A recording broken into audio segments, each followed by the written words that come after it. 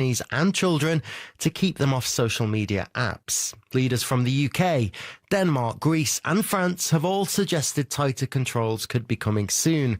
New Zealand's government wants tougher rules as well, and public debates are also beginning in Japan and Indonesia.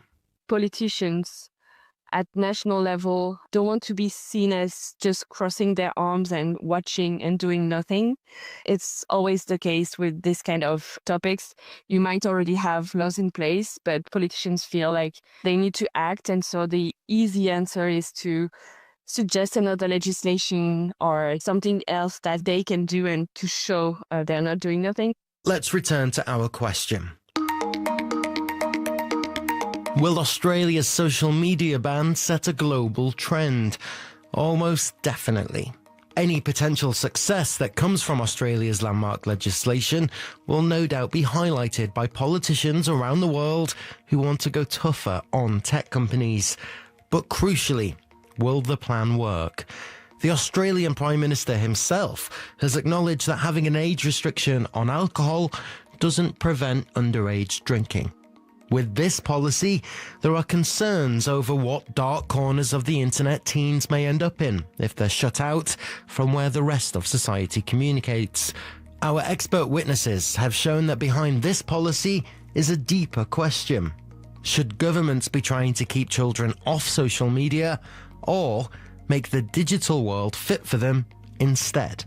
If we focus on making these services safe and secure for everyone, not just minors, then all of a sudden you don't necessarily need age assurance. If it's safe for everyone and it's also adapted to the age range of people, it kind of solves part of the problem. This episode of The Inquiry was produced and presented by me, Daniel Rosny. It was researched by Evie Yabsley.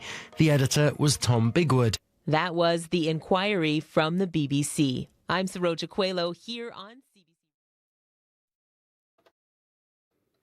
Good morning, Manitoba, and hello, Winnipeg. I'm Marcy Marcusa. This is Information Radio, and we're live in our Studio 15 here at CBC. 89.3 FM, 990 AM on that app and on YouTube. Thanks so much for joining us this morning. Some blowing snow in Winnipeg, no watches or warnings this morning. We're in the aftermath now of all that snow and stormy weather that came to us yesterday, especially in western Manitoba, up around Brandon and Dauphin. In Winnipeg today, our temperature will, though, fall to minus 15 this afternoon. Thanks for joining us. As mentioned, we're on air till 8:37 with you. If you have something to share in the commute, you're going to call Corey Funk, who's also directing the show. Good morning, Corey. Good morning to Mr. Abby Adeyemi in one of his fancy holiday shirts again. He's our senior tech on the show, and Abby also will cover the forecasts on air. And good morning to Darren Marash, who is back and ready to roll. Darren is our producer of our YouTube stream, so please say hello to him there. Heather Wells also makes her return this morning. She's live in our news center, and let's start the day with headlines. Good morning, Heather. Good morning.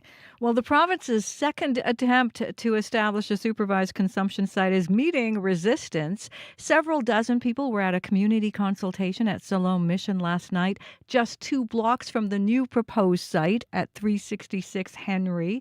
Some spoke in favor, but many others were opposed. We're going to hear some of what was said. And a judge has sentenced a Winnipegger to 3.5 years in prison for possessing AI-generated child sexual abuse material. Jeffrey Sewell pleaded guilty to having made the material. Police discovered a vast collection of pictures and videos, including some computer-generated ones. Those stories and more in our next local news coming up at 6:30. All right. Thank you, Heather. Thank you. Heather's with us, of course, through the morning. Well, speaking of that meeting last night at Siloam, we're going to take you there as well in some detail in the first hour. We're going to hear more about one of the big complaints, which was a lack of consultation before this point. And we'll also hear from the minister in charge, Bernadette Smith, about what are the chances that if the community does not want this location, a consumption site on Henry, that they're going to look again for a new spot. Remember, the one on Disraeli was people from the community were against that, and so that's why we're here looking at another spot. So we'll have all that for you. Also, we're going to take you to New Westminster, BC. They've had consumption sites there since 2021. We're going to find out what the results been for that city. Stay tuned.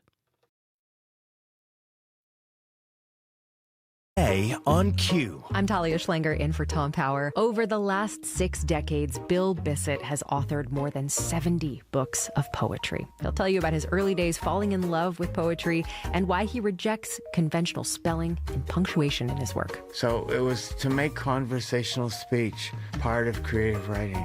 Q, this morning at 10:30 in Newfoundland, and on the CBC Listen app, or wherever you get your podcasts. This is World Report. Good morning. I'm Marcia Young.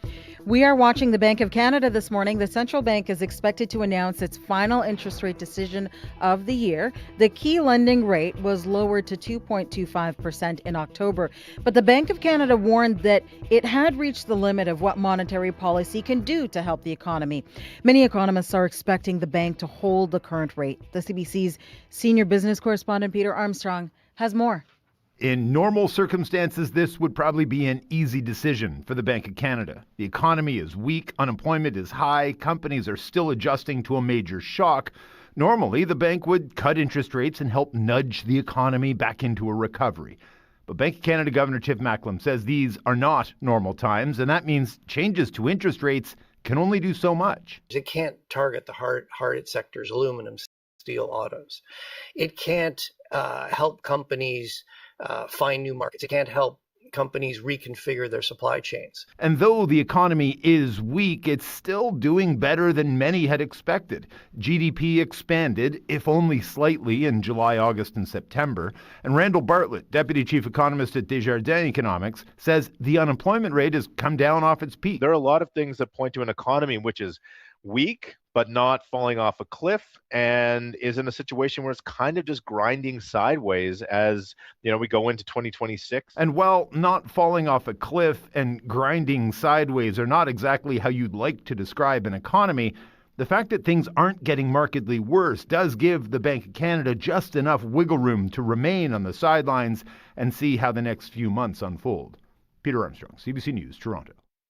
Alberta's governing United Conservatives stayed up into the early hours of the morning to pass a bill affecting transgender citizens. All those in favor, please say aye. Aye. All of those opposed, please say no. No. The ayes have it. The bill confirms Alberta will invoke the notwithstanding clause to protect 3 new laws from legal challenges. Those laws will police names and pronouns in school. They ban transgender girls from participating in amateur female sports and restrict gender-affirming health care for youth under 16.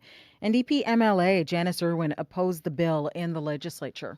Let me tell you, this is a UCP government that's going to have big regrets about the decisions they made this past session. And let me tell you, we're tired for sure. We're a bit beaten down, but we are going to fight harder than ever before. The notwithstanding clause allows provinces to override parts of the Charter of Rights and Freedoms for 5 years. Premier Danielle Smith's government has now invoked it 4 times in less than 2 months. The U.S. Senate is going to vote on a new Republican health care bill. It is seen as an alternative to the Democrats' proposal to extend the current health care subsidies under the Affordable Care Act, or the ACA.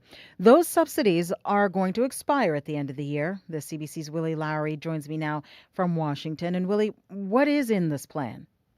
The Republicans have been scrambling to find an alternative to the Affordable Care Act, also known as Obamacare, for months. This plan, put forward by Senators Mike Crapo and Bill Cassidy, would let the ACA subsidies expire and focus instead on health savings accounts. These are tax-advantaged accounts where people can put money aside specifically for medical needs. Under the plan, eligible people will receive between $1,000 and $1,500 in their HSA accounts. The legislation makes clear, though, that it would not extend to gender-affirming services or abortions outside of specific situations. Senator John Thune says it's a good proposal. The proposal we'll put out there will bring insurance premiums down. It will be fiscally responsible, and it'll get us away from the practice of giving the money all to the insurance companies and put it back in the hands of the patients. Senate Minority Leader Chuck Schumer slammed the proposal.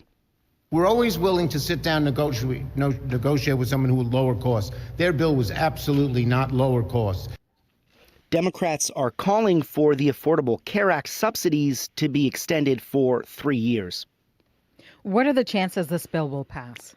Very, very slim. Republicans hold a 51-46 advantage in the Senate. For any legislation to pass, it would require 60 votes. With competing Republican and Democratic proposals on the table, it's unlikely either will garner anywhere near that number. Senator Thune said the votes will take place tomorrow. He's honoring the deal Republicans brokered with a handful of Democrats last month to end the 43-day-long shutdown. Thank you, Willie. My pleasure. The CBC's Willie Lowry in Washington. We are following developing news out of Morocco. 2 residential buildings have collapsed in Fez City. The state news agency says at least 19 people are dead. 16 more were injured. It is still not known what caused the collapse, but Morocco's government has been criticized over deteriorating living conditions, including the poor state of infrastructure in the country. Kids and young teens in Australia are learning how to navigate a strange new world for them, a world without TikTok, Snapchat, or Instagram. The world's first social media ban has officially started for Australians who are under the age of 16. Phil Mercer tells us how kids are reacting and why some parents say this move is necessary. This is world leading. Anthony Albanese is Australia's Prime Minister. This reform will change lives for Australian kids and allowing them to just have their childhood. But 13-year-old Anthony Garrett says he'll do what it takes to keep using his accounts. If Albanese tries anything more, then we'll always find a way around it. We're going to win the war somehow. Professor Lisa Given is from the Royal Melbourne Institute of Technology. We've already seen early stories about some kids who have been doing age assurance, for example, and getting through the checks even though they're under 16. She was your average Australian child who intersected with social media. Australia's radical social media ban is a relief for Emma Mason. Her daughter died by suicide in 2022 after relentless online bullying. Being told when there was an argument that she should go kill herself, that she wasn't worth it. We need to, as a society, step away from this destruction that has been wreaked on our children. But some social media companies say the teenage ban goes too far and accuse Australia of censorship.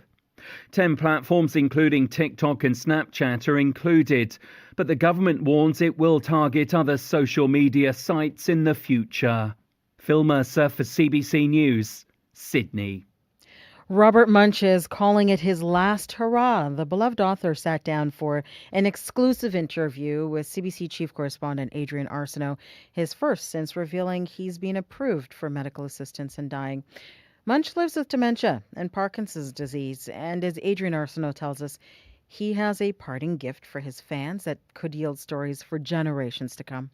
In his basement office at home, basically a temple to childhood, Robert Munch sits in his walker and smiles a big, glorious Munch grin. And there's laughter always. There's also news about his books, good news that comes with a terrible catch. When's the next one coming out? I don't know. There's about 50 stories in that. When I'm dead, they'll still be putting out Robert Munch books.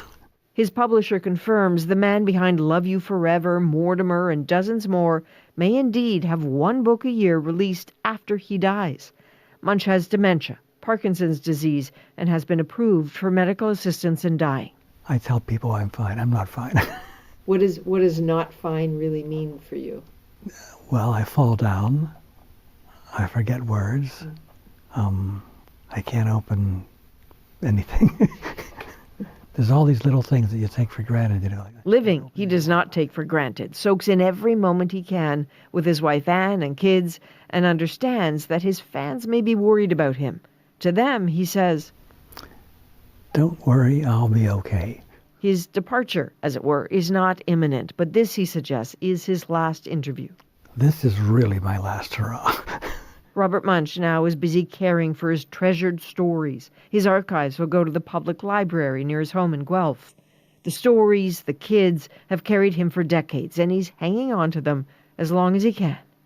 Adrian Arsenault, CBC News, Guelph. You can stream Adrian's interview with Robert Munch right now on the National's YouTube page or wherever you stream CBC News. You can also watch it tonight on the National. And that is the latest national and international news from World Report. News anytime. CBCnews.ca. I'm Marcia Young.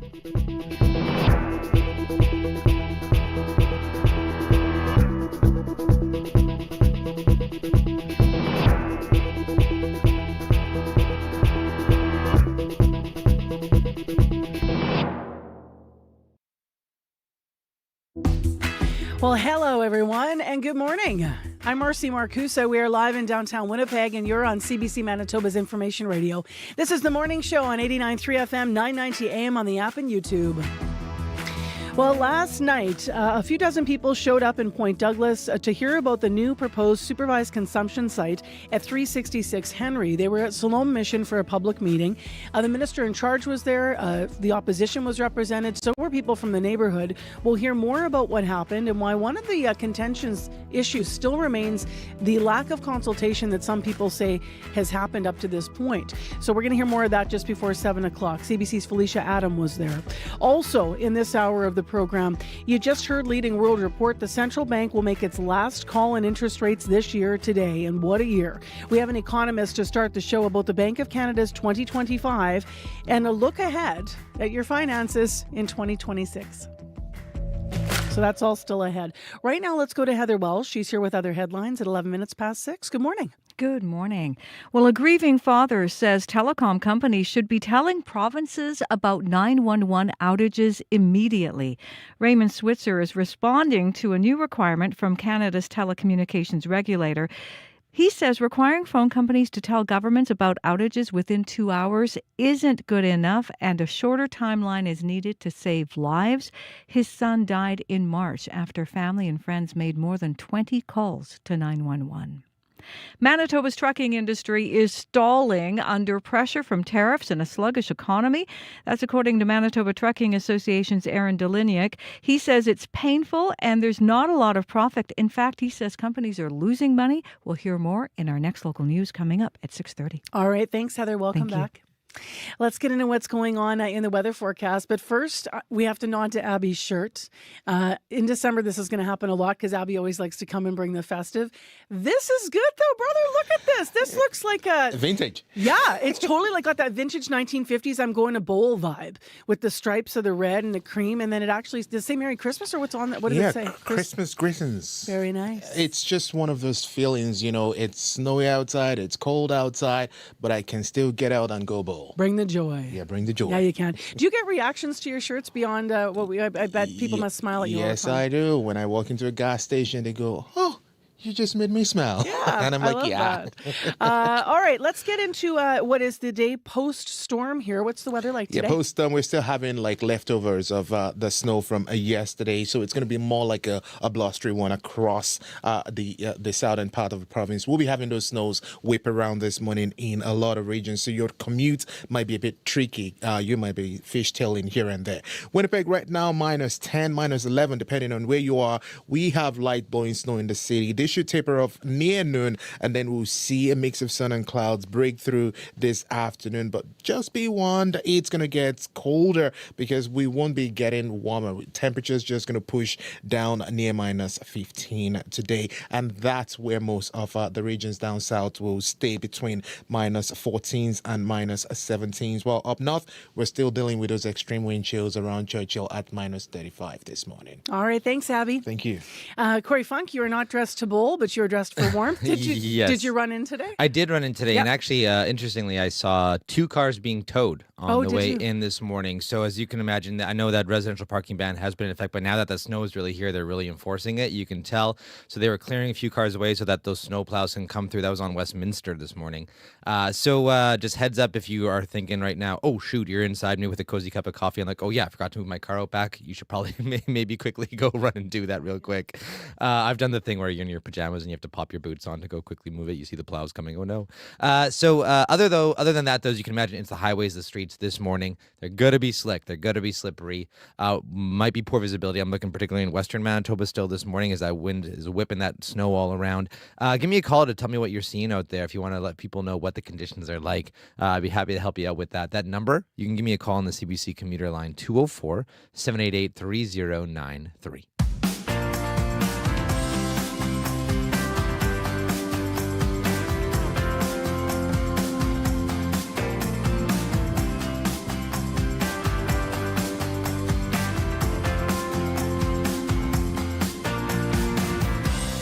All right, let's get started with, as I mentioned, what was leading World Report. The Bank of Canada going to make its final interest rate decision of the year today. Let's talk about what that might look like. Julian Karagesian's with us, former special advisor at the Department of Finance Canada and a visiting economics lecturer at McGill University. Good morning. Good morning, Marcy. So I guess before we look ahead, we better look back. Give us a summary of how the bank handled interest rates in 2025. Well, the bank had a tough time because we were going into 2025 this time last year with not the strongest economy. Even with the latest data revisions, it was a sluggish economy, and it had been so for many, many years. And there was still scarring from the financial crisis and from COVID, and we were limping in at this time last year into the new year, into 2025, and then there was the trade war, which no one predicted was going to be that big and tumultuous and uncertain. And so the bank had to navigate that. And what they did was, and they may have done this anyway, but I think this added to it greatly. They had 4 interest rate reductions. They made the cost of money cheaper 4 times. They engineered their base rate down to 2.25%. And the idea behind that was to make mortgages less expensive, car loans, credit card debt. And so by late October, their last increase, and given the data revisions that said the economy was stronger, they decided to call it a halt for the foreseeable future. And they said, if there's any material weakening, they would reconsider. And so that wraps up the year pretty much. When you think about the beginning of the year, of course, and the new prime minister coming in, who was, formerly the governor of the Bank of Canada here, and making those decisions, do you think that Mark Carney's election impacted at all any of the decisions that were made this year? Do you think under any, it's difficult to surmise, I guess, but under any prime minister that we would have seen those same 4 rate cuts? I think we probably would have seen those anyway because Mark Carney and Tiff Macklem, they worked closely together. They took turns being at the Ministry of Finance and at the central bank, and they worked together closely through the financial crisis and right up until Mark Carney left for the Bank of England in 2012. So they have probably a similar worldview about how to manage inflation and economic growth and monetary policy. I do think having the Prime Minister, having a former Bank of Canada governor's Prime Minister certainly helps with communication. Absolutely. And also with morale in the economic echelons of the government. So what's going to happen today? Well, I actually think often I have a contrarian view, but I actually think they're going to do what they said they're going to do, and they're going to hold rates, and they're going to hold rates because we've had 3 or 4 pieces of information that suggest the economy is stronger than we thought. We saw 55,000 jobs created in November. We saw the economy rebound in the third quarter, and those 2 alone, and we saw data revisions suggesting the economy over the last 3 years was stronger than we thought. But when you dig down into the November data and third quarter data, the economy's not that strong. The jobs created in November, a lot of them were part-time. A lot of what was driving economic growth in the third quarter of this year was a one-time purchase of a big weapons system by the federal government and an increase in oil exports to the United States. But if you look more deeply than that, there's a lot of job losses happening in Ontario, in Quebec. There's the steel tariffs. The American automobile companies are pulling out, the aluminum tariffs. So there's, Algoma Steel laid off 1,000 people 2 weeks ago, or announced 1,000 layoffs. So I don't think we've seen the worst of the trade war yet. The U.S. Fed Reserve, meantime, is also going to make an interest rate decision today.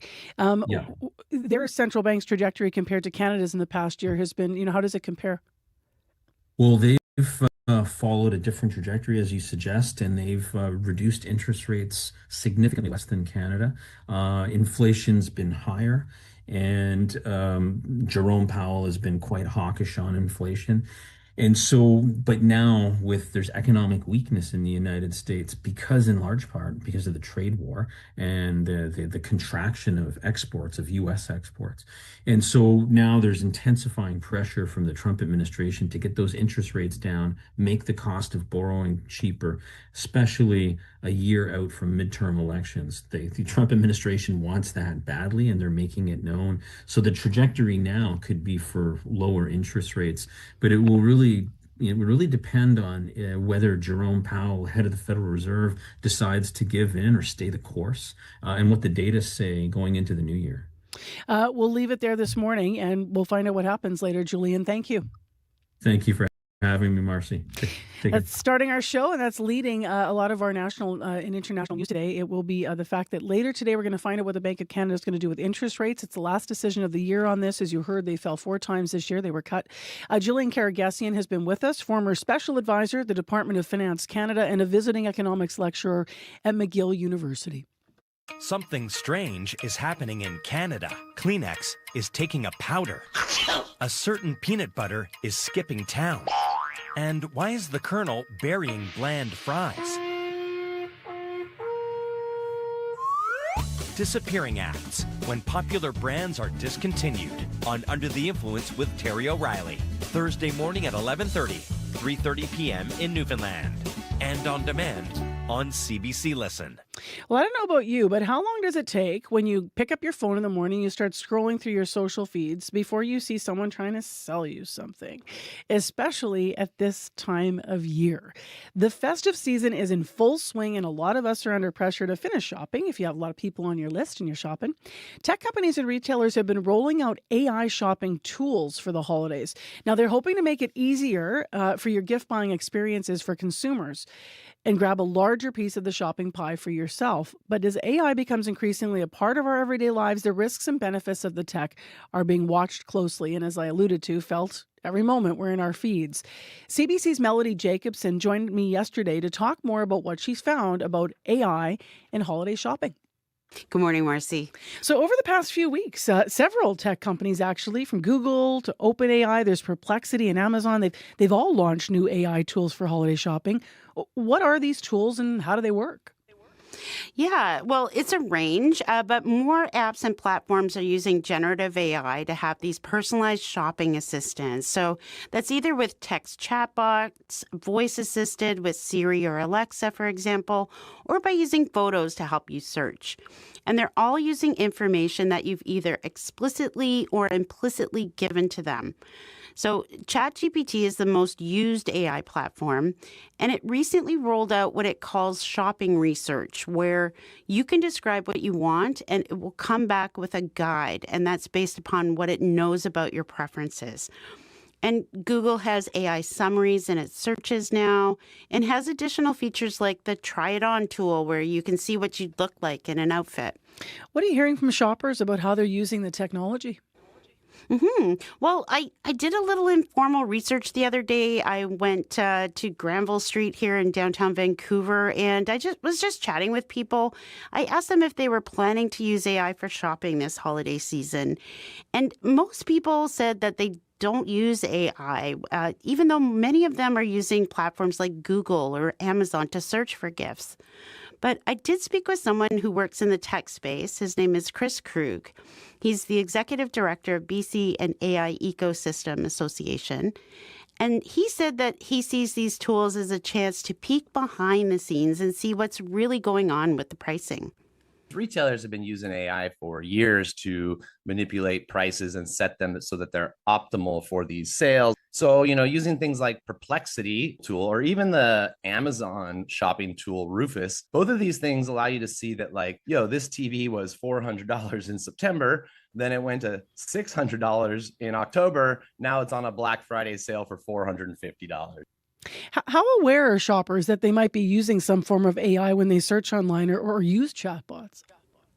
Yeah, well, while some of these AI chatbots aren't new, I spoke with retail analyst David Ian Gray, and he said that the mainstream may not be aware that AI is powering a lot of these searches, and that companies are beta testing consumers right now, seeing how they use them. But when it comes to the results, Gray said that one of the issues that all of the AI search results are facing are with hallucinations. AI tools are very confident and they'll tell you what a great question you just posed to them, and they'll say, here's my very thoughtful researched response. It's incredibly powerful and fast. But where there's gaps in that data or inconsistencies, maybe dated information, it doesn't really sift through that very well. So the TV was $50, but it was 1982. It just didn't catch that. What are businesses doing about that then? Yeah, well, it depends on the platform, and also depends on the business too, like how much bandwidth they have to try and change these things. But I spoke with Eric Morris. He's Google Canada's managing director of retail, and he said that accuracy is really important to them, and that they'll pull a listing down if they find out that it's not correct. But Chris Krug saw it happening not so much with the price tracking, because that was a little bit more recent, but that it was possible for stock in stores, for example. Yeah, you really have to double check and vet all these results coming out of these chatbots. I'm not surprised to hear that it's telling people that there's products in stores that they just don't have. I want to ask you about another concern that is raised about the technology, which is privacy. What did you find out about that? Yeah, it's a big one, but it's also a trade-off, and everyone is going to have a different comfort level with sharing information. But generally, the more information that you share about yourself or someone else on your gift list, the more personalized suggestions you're going to get back. But Chris Krug said, of course, never share your passwords, your vital statistics, your banking and your credit card information, and to be careful when you're downloading these apps. So check that they're legitimate and make sure that their data practices are what you are comfortable with. Yeah, it's important to be aware that, if you're receiving free AI product from some app or something, your data is definitely what is being exchanged for the use of that tool. There's a lot of data floating out about us. Some of these things know our shopping habits, even our credit limits better than we may. And I try to limit their access as much as possible. He also said that when he uses these apps, he uses the full privacy mode and enabled as much as he can. How much do you think these tools are going to change Christmas shopping this year? Yeah, well, it's still early days, but I don't think AI is going to make gift exchanges any less busy this time of year, give people and humans and technology and that type of thing. But it may help people generate some ideas and also find some deals and maybe also connect with some sellers that they didn't even know were there. Chris Krug thought AI may benefit artists who were talking about their work on their blogs or YouTube, since AI was more likely to index those things than search engines. And one last thing, David Ian Gray said that even with all of this technology, stores were bigger than ever this time of year for in-person shopping, particularly as we get closer to Christmas and there's just less time to get things shipped. All right, Melody, thanks for the report. All right. Thank you, Marcy. That is CBC Melody Jacobson. I spoke with her yesterday, Melody Jacobson. I spoke with her yesterday about AI and holiday shopping. CBC's New Year's Eve show is back, and we want to know, what are you doing on New Year's Eve? Last year, we reached 6.8 million Canadians as we counted down live in all 6 time zones. Now, we're looking to join celebrations across Canada. Are you getting married? Doing something special? Send an email to ask@cbc.ca, and we might send our cameras to your party. Get ready for the live Cross Canada Countdown. Email, folks. We're still looking for that confirmed location. I know the producers are meeting today with CBC's Chloe Friesen from our unit here in Current Affairs at CBC Manitoba, who's going to be representing live with live hits into that national show. But where will Chloe be? So we're looking for that location, that special place to represent Manitoba on New Year's Eve to ring in 2026. Well, we are ringing in your Wednesday with some cancellations and changes for busing. This is because of the storm system that moved through Manitoba yesterday, largely in the western part of the province. province and through the Parkland region. Here comes Heather with another list. I'll trade you this one for this one, Heather. Thank you. Okay, all new. So there's 4 things on the list. Buses not running, schools closed for Fort LaBosse School Division. And of course, like I mentioned, that's deteriorating road conditions after the storm. Also, this is the new one. Southwest Horizon School Division, buses and classes canceled today as well. Staff are assigned, though, to work from home. Buses won't run in Beautiful Plains School Division, but all schools there are open. Bus cancellations for Rolling River School Division, so no buses there. And due to drifting snow on municipal roads, buses are also canceled, and colony schools are closed today. So that is in that division as well. But all community schools are open. So that's our list to this hour. It's our first storm morning of the season here. And of course, you're going to check with your school or division just to make sure, especially if you're in the western and central part of the province, that you're going today, and also more specifically probably whether or not your transportation is going to look a little different. It continues to be light snow and blowing snow in Winnipeg to this hour. Coming up, we have business news on your morning show on CBC, and the Bank of Canada, as you heard, is set to make the final planned interest rate decision of the year. Crystal Lee's perspective on that. Plus, some Air Transat passengers are breathing a sigh of relief, and we'll hear more about why after your CBC Winnipeg news. This is CBC News. Good morning. I'm Heather Wells in Winnipeg. At 6:30, we do have some light and blowing snow. It is minus 11. And expect that light snow to stay with us through the morning. Then the sky clears this afternoon and the temperature takes a dive, falling to minus 15 this afternoon. The province's second attempt to establish a supervised consumption site is meeting resistance. Several dozen people were at a community consultation at Siloam Mission last night, just 2 blocks from the new proposed site at 366 Henry. Among those who are expressing opposition is one man who says he's now thinking about selling his home and leaving. Jeff Bariza is the progressive conservative critic for addictions and homelessness. How many more buildings have to be bought? 190 Disraeli, 200 Disraeli. This building here, how many do we have to buy and walk away from? The minister said we own a lot of buildings. What are those buildings being used for? Could those buildings be used for rehabilitation?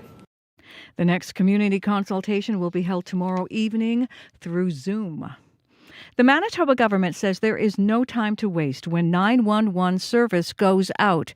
The Premier recently wrote a letter to federal government saying the new reporting requirements are not fast enough. Under those new rules, telecom companies must alert provinces within 2 hours when there's a 911 outage. But Innovation and New Technology Minister Mike Moreau says when emergencies hit, that's too slow. You think about the EMOs, for example, during wildfire season. How far can a wildfire travel in a 2-hour span? We need to really push to make sure that we have the maximum amount of information as quickly as possible to keep Manitobans safe. Manitoba is taking up the cause after a 55-year-old man died in March during a 911 outage. Dean Switzer's family and friends made more than 20 calls to 911, but because there was an outage affecting TELUS customers, none of their calls went through. A judge has sentenced a Winnipegger to 3.5 years in prison for possessing AI-generated child sexual abuse material. Jeffrey Sewell pleaded guilty to making that material. Police discovered a vast collection of pictures and videos, including some computer-generated ones.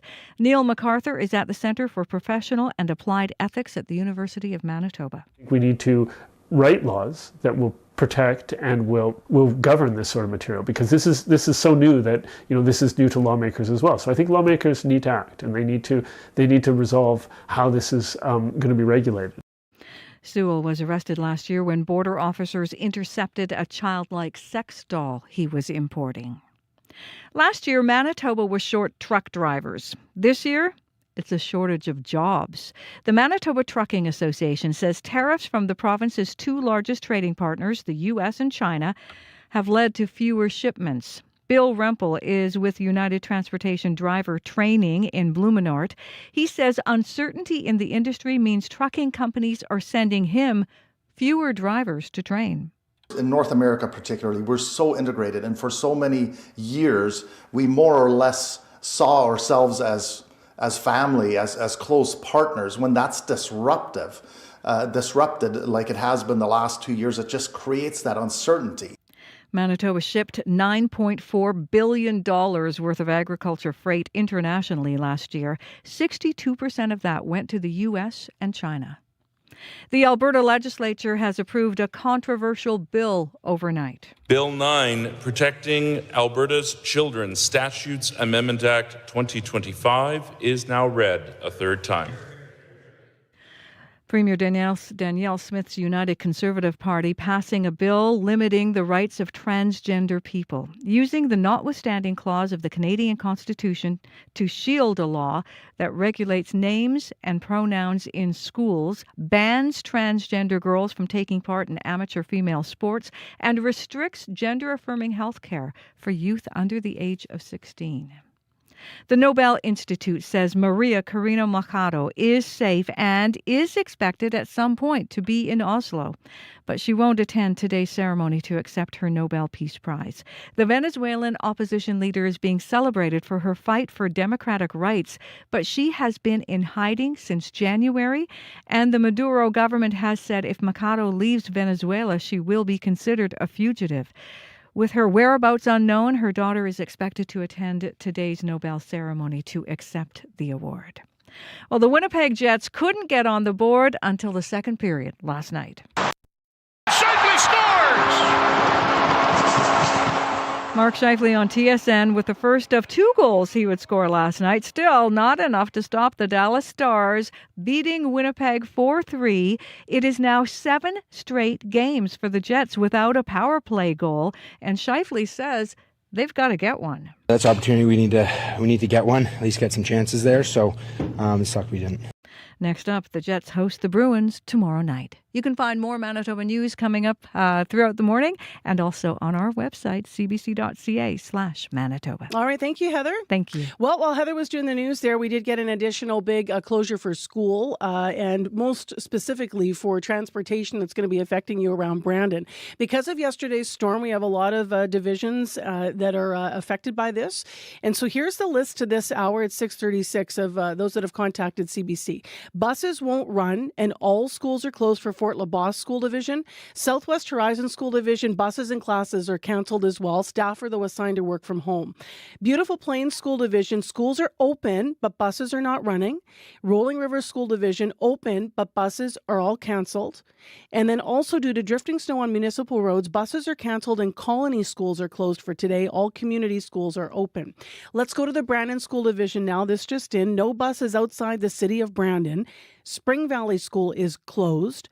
Buses will run in the city, but expect delays. Check with your school also because some of the situation could affect some field trips. Attendance is going to be a parental discretion when travel is required, as you can imagine. And please call the school, though, if you're not going to be attending. And they just add a note to use caution.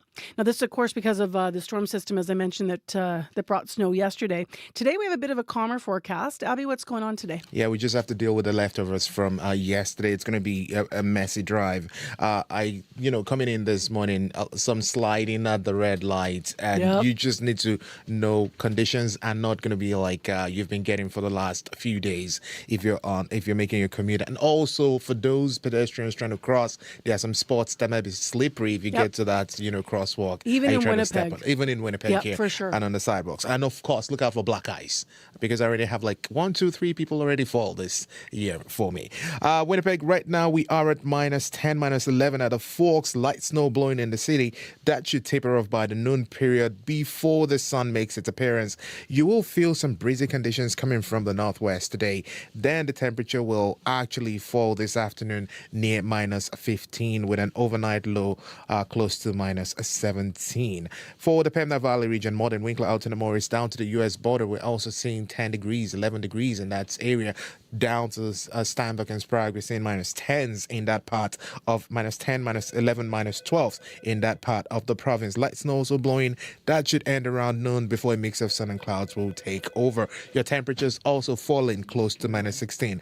Brandon, waking up to -12. There's a slim chance of early morning snow for you. Then that will clear. Mix of sun and clouds on its way in the afternoon. You're also dropping to -14 later. For Dauphin and communities around that region, we're looking at minus 14. You get light snow at this time before conditions clear, leaving you a mix of sun and clouds, and you also get to see your temperatures get to minus 17 later. Gimli minus 12, light snow ending around noon, followed by some sun. You also see temperatures fall to minus 16. For the powerful influence surrounding communities, we're seeing partly cloudy skies here. You warm to around minus 16 later. Some snow coming your way this morning. Wind chill feels like minus 27. Now, further north in Thompson, frosty minus 22 at this time. Light snow will end around the afternoon period. Then the clouds will return, keeping your high around minus 19. The wind chill also around at minus 27, minus 28. Now, for Thompson, Lynn Lake, for Churchill, Lynn Lake, Julie Lake, we're looking at temperatures hover between minus 23 and minus 31 right now.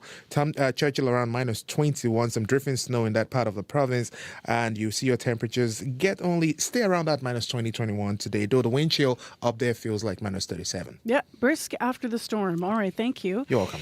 Corey, what's up? Just got a call from Dan on a bike who's out there biking. He says those bike lanes are still pretty covered right now. Plows have been through there yet, the ones he's been on. But also, as you can imagine, the highways right now, they're the biggest issue. Western Manitoba, lots of snow-covered highways. No closures, but not ideal conditions to be driving on those highways, so heads up there. Other than that, though, if you do see something going on, if you're walking, biking, driving, you can give me a call on the CBC commuter line. That number, 204-788-3093. All right, thank you, Corey. Thank you.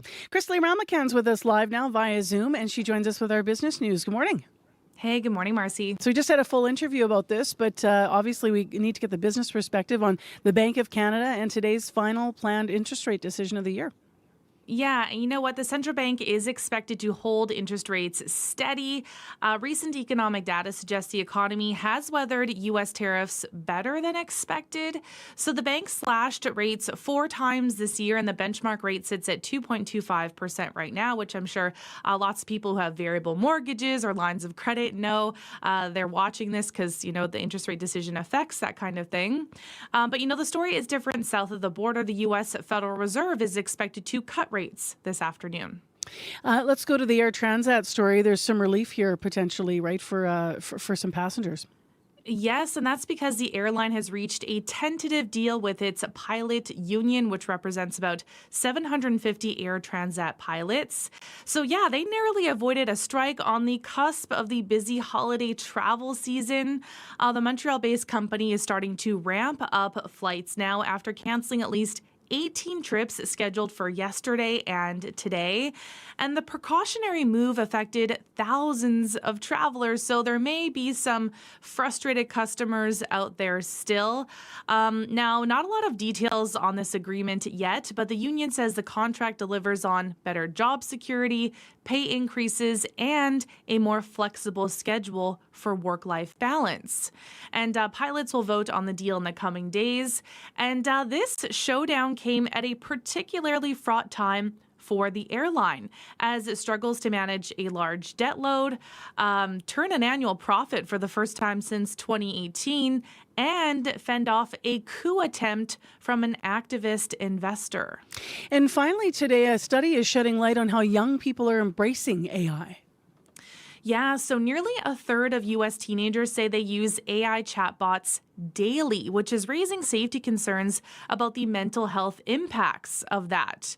So this is the first time that the Pew Research Center surveyed teens on their general AI chatbot use. And the study found among those who use chatbots daily, 16% say they do so several times a day or almost constantly. So the technology has been pitched as a learning tool, but some teens have turned to it for companionship or even romantic relationships. And that's raised questions about whether young people should use chatbots in the first place. So 2 major firms, OpenAI and Character.ai, have faced lawsuits from families who allege the apps played a role in their teens' mental health issues or even suicides.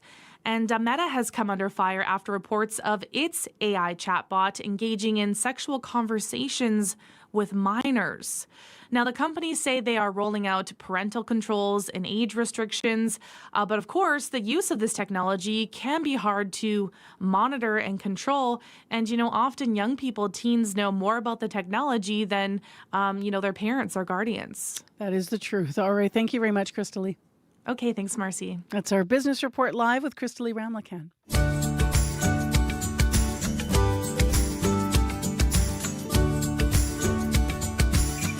It is 6:44. How you doing out there? It is December 10th already. Here we are Wednesday, and post-storm in Westman, lots of school divisions are having challenges with keeping buses running today and such. You will find that list posted through the morning here on our website, cbc.ca/Manitoba. I'll do the next announce before the top of the clock. For Winnipeg right now, -11. Light snow and blowing snow is what we've got. Coming up on the program after 7 o'clock, there's nothing like a big, warm, puffy jacket, but not everyone has one, including a lot of kids this year. A Winnipeg nonprofit is addressing that need. They're collecting winter coats for kids. But this year they have had some moments where they've had record numbers and problems. We're going to find out what things are looking right now for coats for kids, or what they're looking like rather. So that's coming up after 7 here on Information Radio. Right now, the province has found the new proposed location for Manitoba's first consumption site. It's the new site, 366 Henry, west of Main Street, north of Logan. This is after the NDP government backed off their initial proposal to have the site on Disraeli. Local residents there raising concerns. The site will not supply drugs, but it will allow people to inject with staff on hand to respond to any overdoses. Now, last night, as you've been hearing in the news, over at Siloam Mission, they had a consultation session. There were a few dozen people there. Also, a panel. It included Minister Bernadette Smith, support workers from the Winnipeg Police Service, Shared Health, Community Safety Patrol, and Aboriginal Health and Wellness were all represented. The media was not allowed to record the meeting, but afterward there were scrums, and also CBC's Felicia Adam spoke with people directly. We're about to hear from Jeff Bariza, Deputy Leader of the official opposition Progressive Conservatives, but first we'll hear from community member Joseph Fourier, who has been vocal about his opposition to the site. Well, the consultation process is an important process, and it's our democratic right. It's just that, we really need to, when it comes to safe consumption sites for the province of Manitoba or for the city of Winnipeg, we need to make sure that we get it right. I firmly believe Winnipeg really is not large enough center for a consumption site. Now, we could probably use those dollars more effectively in trying to help people with addiction. And I just wanted to ensure that, that my voice was being heard, like so many others. I wanted to be heard today. And do you think the province heard everybody? Well, it was the same thing with Bill 48. We presented at committee and they still enforced it anyway. I believe that the province is going to do what the province is going to do. But at least it's on record that we as a people, voiced our concerns and disagreed with what they plan to do. I am for harm reduction. I am for harm reduction as long as it's part of a recovery strategy. Harm reduction on its own, recovery center, a safe consumption site on its own is not going to solve this problem. I know, I have firsthand lived experience. What Manitoba needs is a comprehensive recovery strategy that's going to take a political will and commitment by the government to enact the dollars needed to accomplish that. And you mentioned that, you first got introduced to drugs at a consumption site, right? Yeah, it was living my life around a consumption site in Edmonton, and it was where I got introduced to heroin. The drug of choice at that time was crystal meth, and there wasn't any, and the guy was selling heroin. And he said, don't worry about it, just go in there, they'll look after you. And that started my heroin addiction. Was knowing that at a safe consumption site, I could do the drugs and they would look after me. So do you think that might happen here? Guaranteed that'll happen here. But, yeah. And my last question, the other location was supposed to be on Disraeli. Now they're looking at this location. It seems like they're playing juxtaposed with it, because first it was in Point Douglas. Point Douglas opposed it strongly. Now they moved it into Centennial. So it's like they're trying to find an area that's that's not going to put up much opposition for it. Unfortunately, the people of the Centennial area are saying no as well.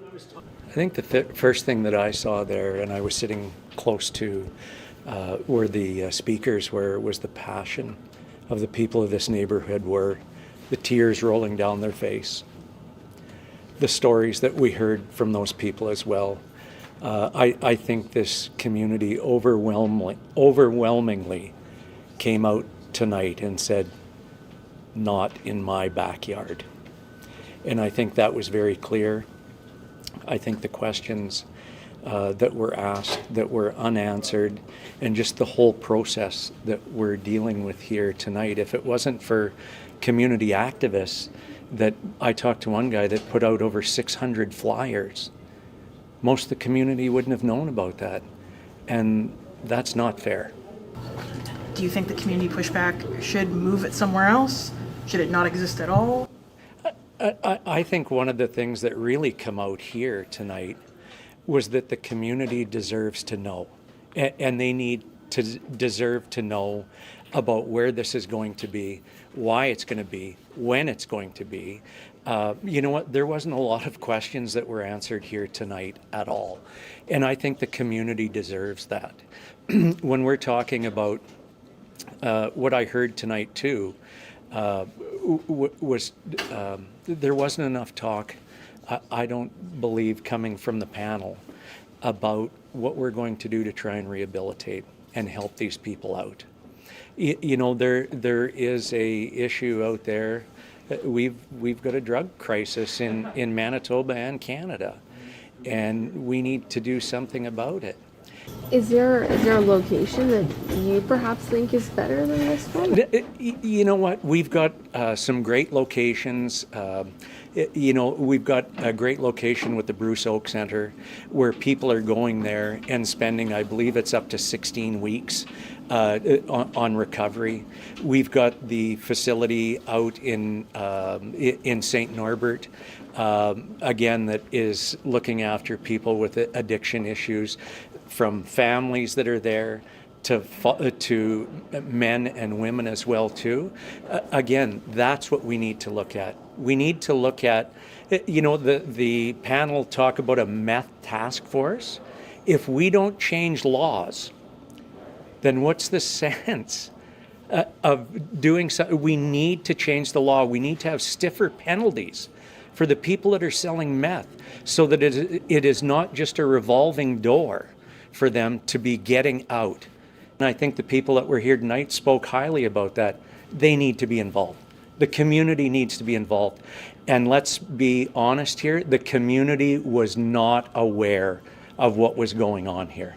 You know, they found out about this on Friday afternoon, and some of them not until over the weekend, once the flyers got out there. What kind of government keeps that information away from the public, from the voters out there, from the people that have built their homes, from the person that said he wants to sell his home? The man was crying up there. That is Jeff Burries, a deputy leader of the opposition, official opposition Progressive Conservatives. And before him, we heard from community member Joseph Forey. They were both at this meeting at Siloam Mission last night about the consumption site. CBC and other media were not allowed to be in the meeting. So that is why you're hearing the interviews from after the meeting, including Felicia Adam, who was there for CBC, and other reporters who were scrumming those that were coming out of the meeting to learn more. And one of those people, as you can imagine, was Bernadette Smith, Manitoba's Minister of Housing, Addictions and Homelessness. Here's what she said to reporters about some of the concerns that were raised last night. It went very well. You know, we had a good turnout. Lots of people came out, and it's about listening and consulting with the community, the businesses, and of course we want to hear, you know, is this the right site? It is a proposed site, and we're following the federal rules around exemption. You have to have an address. You know, we purchased this building. We also purchased 190-200, and we didn't, you know, follow through with a supervised consumption site there. And if the community speaks out and this isn't the right site, then, you know, we'll move on from this. And there were a couple of people that came up and, you know, said that not everybody knew about today, so not a lot of people came out. What would you have to say about that? Well, we're having another virtual consultation on Thursday, and we've added another one on Monday. And if there's further need for more consultations, we will certainly do that. Manitobans spoke to us. Manitobans told us that they want to make sure that people have a supervised place to use and consume their drugs, but more importantly, for a place for them to get the supports and resources they need to get onto a path of recovery. They've also told us they want enforcement. We're investing in a meth task force. We've brought 36 new officers online since we took government. We were investing in more housing with wraparound supports. This is just another tool in the tool belt. I guess what would your response be to the folks who were, pretty emotional in there, pretty against the idea? Well, we share, what they're bringing. Of course, we're listening to their concerns, and that's why we're here. We want to hear what their concerns are for the community.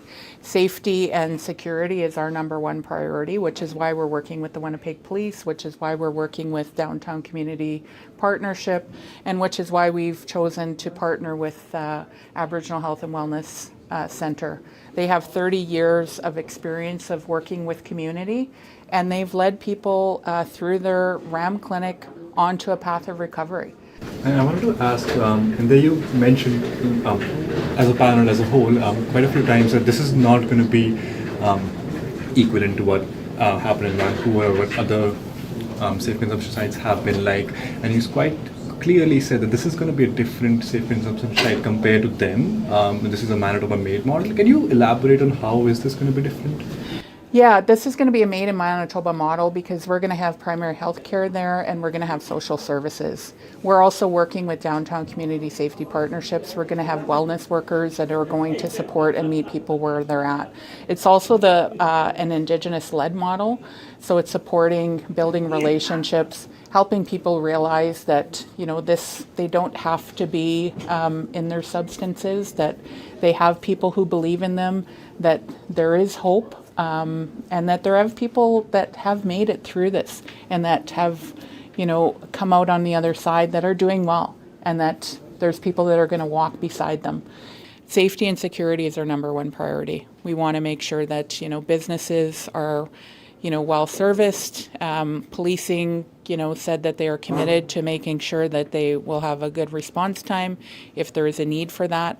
But more importantly, Downtown Community Safety Patrol talked about their services and providing, wellness checks for people, safe rides. There's also going to be community wellness workers to make sure that there's cleanup around and that there aren't people loitering around, and people aren't going to be leaving there under a state where they're a danger to themselves or others. This is where the data tells us that the supervised consumption needs to be, because the majority of overdoses have happened in this area. Winnipeg Fire paramedics, police, frontline organizations are telling us through the data that it needs to be in this area. We're continuing to add more services. We want a safe and healthy community where people can play in their parks. Kids can walk home safely. Community members can play in their, with their kids in their front yard. This is bringing more value and more community safety to the community, because your police are going to have a presence. Downtown Community Safety Patrol are going to have a presence. You're not going to see as much open drug use outside, because this is bringing people inside to consume their drugs, create relationships, and get people ultimately off of their substances and onto a path of recovery.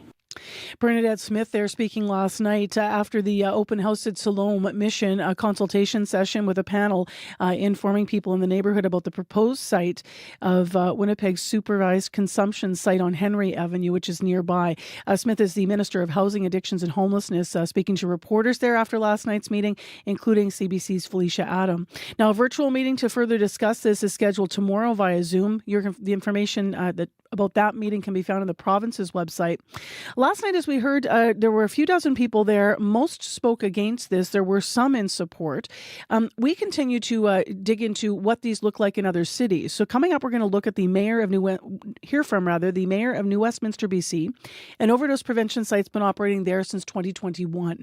So we have that live interview still ahead on Information Radio. Right now with news headlines, Heather Wells is in. Good morning. Well, a grieving father says telecom companies should be telling provinces about 911 outages immediately. Raymond Switzer says a new requirement to tell governments of outages within 2 hours isn't good enough. His son died in March after family and friends made more than 20 calls to 911. None were aware about a 911 outage. A judge has sentenced a Winnipegger to 3.5 years in prison for possessing AI-generated child sexual abuse material. Jeffrey Sewell was arrested last year when border officers intercepted a childlike sex doll he was importing.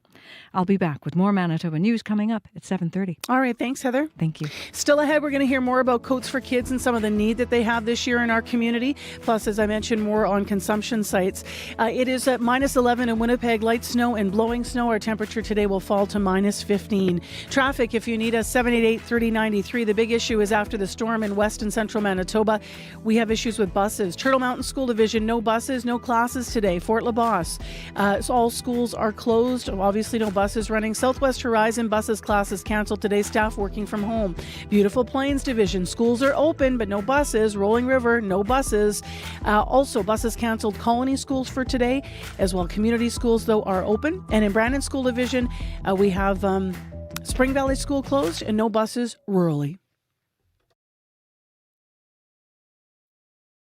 On the current. The Sudan crisis is at its core a failure of protection and our responsibility to uphold international law. The United States has called the war in Sudan a genocide. The International Criminal Court is investigating reports of war crimes. The journalist Michelle Shepard takes us to the Sudan-Chad border to see what life is like for those living there. That's coming up on The Current. The Current with Matt Galloway. This morning at 8:37, 9:07 in Newfoundland, and on the CBC Listen app. This is World Report. Good morning. I'm Marcia Young. In the early hours this morning, Alberta's governing United Conservatives passed a bill affecting transgender citizens. All those in favor, please say aye. Aye. All of those opposed, please say no. No. The ayes have it. The bill confirms Alberta will invoke the notwithstanding clause to protect 3 new laws from legal challenges. Those laws will police names and pronouns in school. They ban transgender girls from participating in amateur female sports and restrict gender-affirming health care for youth under 16. NDP MLA Janice Irwin opposed the bill in the legislature. Let me tell you, this is a UCP government that's going to have big regrets about the decisions they made this past session. And let me tell you, we're tired for sure. We're a bit beaten down, but we are going to fight harder than ever before. The notwithstanding clause allows provinces to override parts of the Charter of Rights and Freedoms for 5 years. Premier Danielle Smith's government has now invoked it 4 times in less than 2 months. The Bank of Canada is expected to announce its final interest rate decision of the year. The key lending rate was lowered to 2.25% in October, but the central bank warned that it had reached the limit of what monetary policy can do to help the economy. Many economists are expecting the bank to hold the current rate. Peter Armstrong has more. In normal circumstances, this would probably be an easy decision for the Bank of Canada. The economy is weak, unemployment is high, companies are still adjusting to a major shock. Normally, the bank would cut interest rates and help nudge the economy back into a recovery. But Bank of Canada Governor Tiff Macklem says these are not normal times, and that means changes to interest rates can only do so much. It can't target the hard-hit sectors, aluminum, steel, autos. It can't help companies find new markets. It can't help companies reconfigure their supply chains. And though the economy is weak, it's still doing better than many had expected. GDP expanded, if only slightly, in July, August, and September.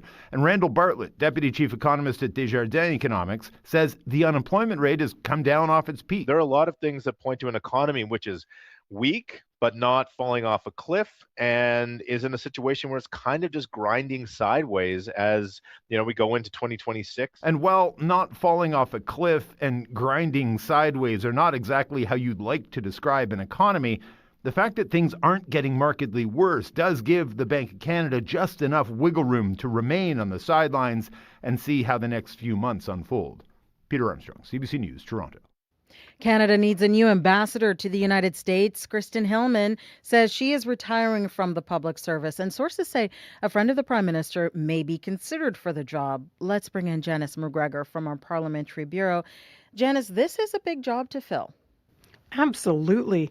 Kirsten Hillman rose through the ranks of Canada's Foreign Service as a trade negotiator. Her appointment as ambassador to the U.S. in 2020 was extraordinary because this is not a job that normally goes to a career civil servant.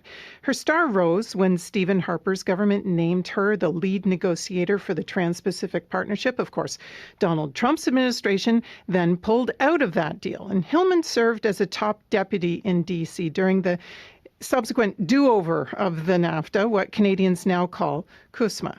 After Justin Trudeau's first U.S. ambassador stepped down, her safe pair of hands were a logical choice for elevation to the embassy's top job. She's ready to come home and leave the upcoming review of the CUSMA to a new team. Once those negotiations, the CUSMA starts up, that is going to be a longer process. And it's much more disruptive to leave in the middle of it than to leave just as it's heading, just as we're getting started. The tributes coming in from officials and stakeholders on both sides of the border speak to how valued her negotiation and relationship building skills were in this role. She isn't leaving immediately, but her institutional memory on American trade files may be irreplaceable. What happens now? Well, when Bloomberg News first broke word of her departure, that initial report said that Prime Minister Mark Carney's new ambassador is going to be businessman Mark Wiseman. He's a former BlackRock executive, a financier who once led the Canada Pension Plan. But sources tell Radio-Canada that while Wiseman is being considered, the decision is not final. This vacancy now joins a growing list of diplomatic posts that have yet to be filled. A successor to Ralph Goodale in London, for example. Other key jobs in Europe also in transition. Thank you, Janice. You're welcome. The CBC's Janice McGregor in Ottawa. UNICEF says urgent action is needed now to address a deepening humanitarian crisis in Sudan. The UN Children's Agency says the levels of violence, displacement, and hunger are intensifying. But they say the growing crisis is not getting the international attention it should. Jennifer Yoon reports. We as UNICEF could not get any basic supplies there. As the Sudanese city of El Fasher endured an 18-month siege before it fell in October, people were so hungry they were eating animal feed. And Sheldon Yates, UNICEF's representative to Sudan, says there was little he could do. In the dead of night, we could get a donkey's load of medicine, if we were lucky, to a community. But that is nothing for a city of hundreds of thousands of people. A new report from the UN Children's Agency says children in Sudan are experiencing one of the fastest growing crises in the world, marked by denied access to food, shelter, and medicine. Kids aren't spared from the violence, UNICEF says, including in El Fasher. The levels of atrocities there are just blood-curdling, something I have never seen. I was in Rwanda during the genocide there. I saw echoes of what I saw in Rwanda. It's going to get worse. Musa Ali lives in Ottawa, but he grew up in South Kordofan, still has loved ones there. The province has become a front line in the conflict, grinding on for over 2.5 years now. He fears what happened in El Fasher will happen to his home too, without the world watching. In the past, warring factions have blocked the internet as punishment. They cut the Starlink from our area, and that's the way we used to send money for our people. Ali says talking about what is happening in Sudan matters, or he fears the crisis will be forgotten.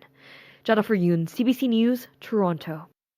Venezuela opposition leader Maria Corina Machado says she is safe and will be in Oslo soon, but she was not able to attend the ceremony today to accept her Nobel Peace Prize.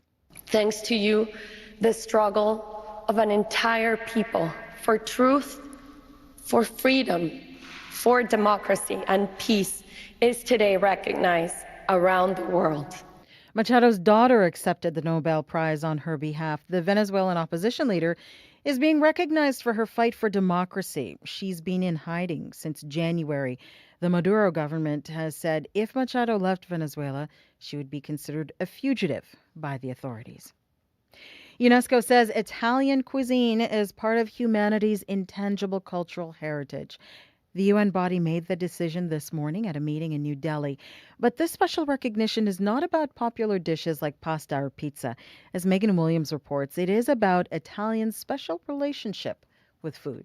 Because for us Italian, cooking means taking care of family, friends, and guests. With today's announcement, UNESCO is recognizing the skills, the rituals, and even the social life that surround and go into Italian cuisine. And if that sounds a little, well, intangible, that's exactly what this recognition is about. Making the whole of Italian cuisine, now the most popular in the world, part of humanity's intangible cultural heritage list.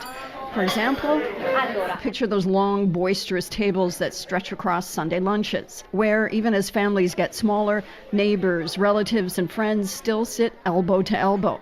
Also, a particular relationship with food that renowned Italian chef and food historian Massimo Montanari describes as intimità. Intimacy. When Italians talk about food, they express their life, their history, their thoughts. Since 2003, the UN body has recognized other food traditions, the indigenous cuisine of Michoacán in Mexico, France's Le Repas Gastronomique, and the Japanese New Year ceremonial cooking wasoku.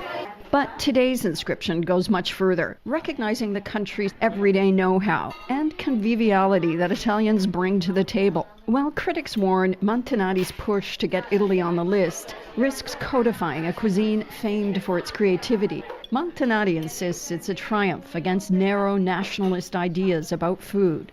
Megan Williams, CBC News, Rome. That is the latest national and international news from World Report News Anytime, cbcnews.ca. I'm Marcia Young.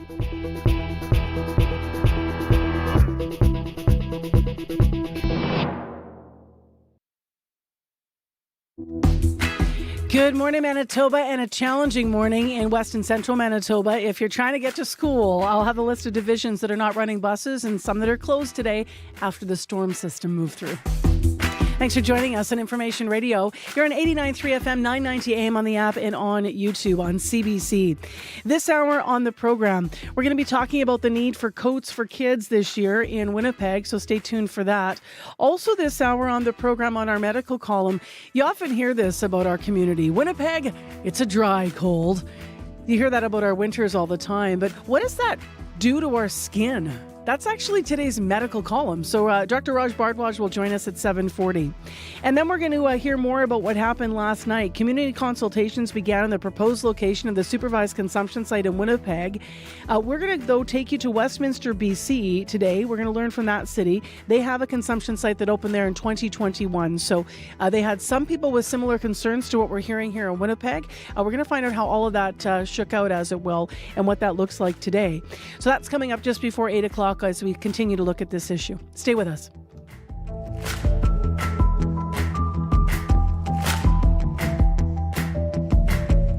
For more on that and other stories, Heather Wells is now with us from our news department. Good morning. Good morning.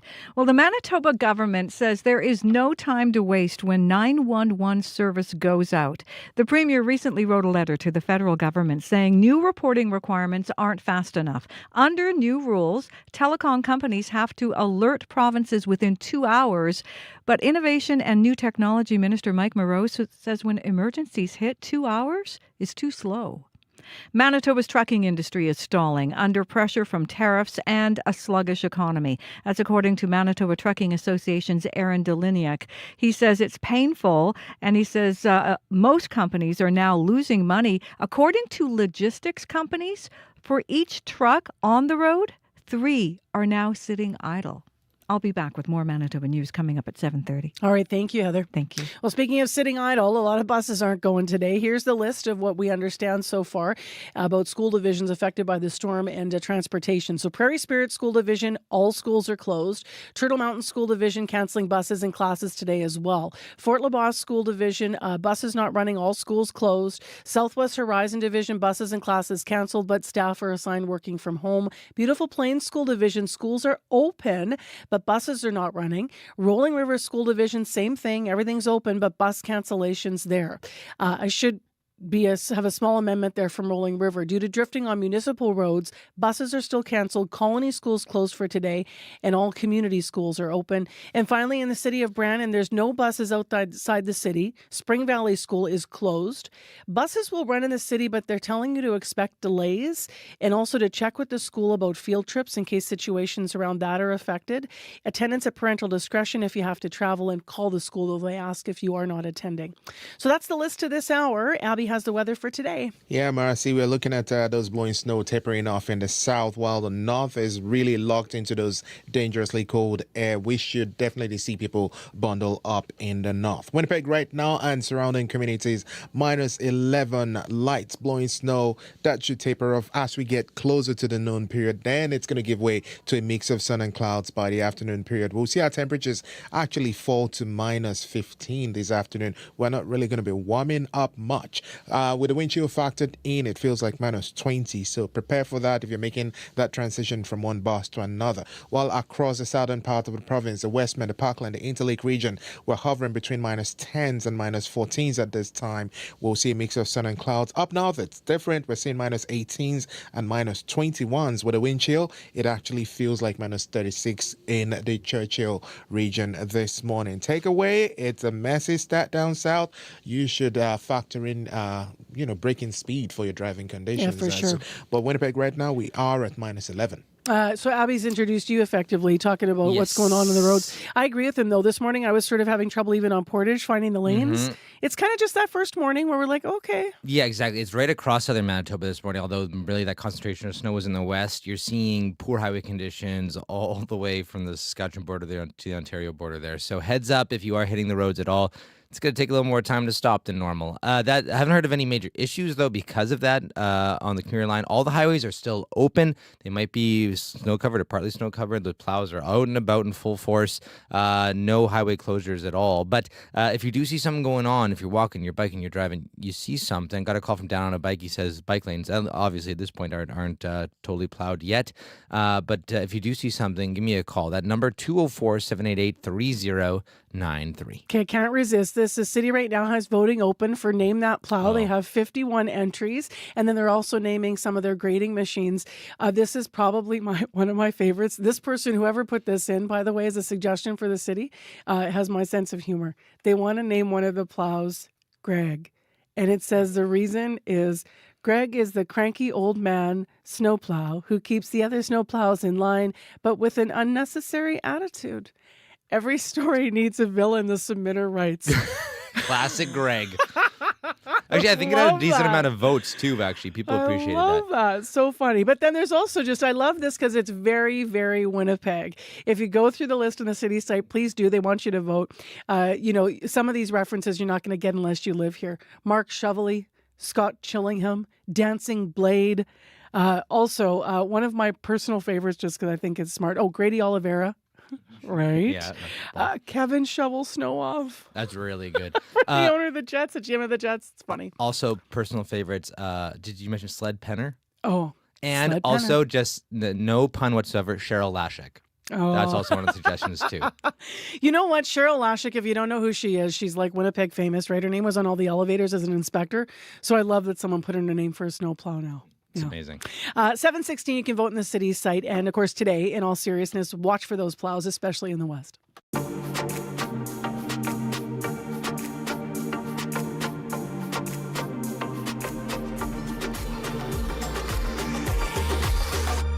Well, imagine going through a Winnipeg winter without a coat. That is, of course, the reality for a lot of kids in the city. Coats for Kids has been trying to help for years. They're a nonprofit. They collect winter gear for youth. We wanted to find out how they're doing this year. So Heather Block is with us, Director of Strategic Initiatives for the United Way Winnipeg. She oversees Coats for Kids program, and she is here via Zoom this morning. Hi there.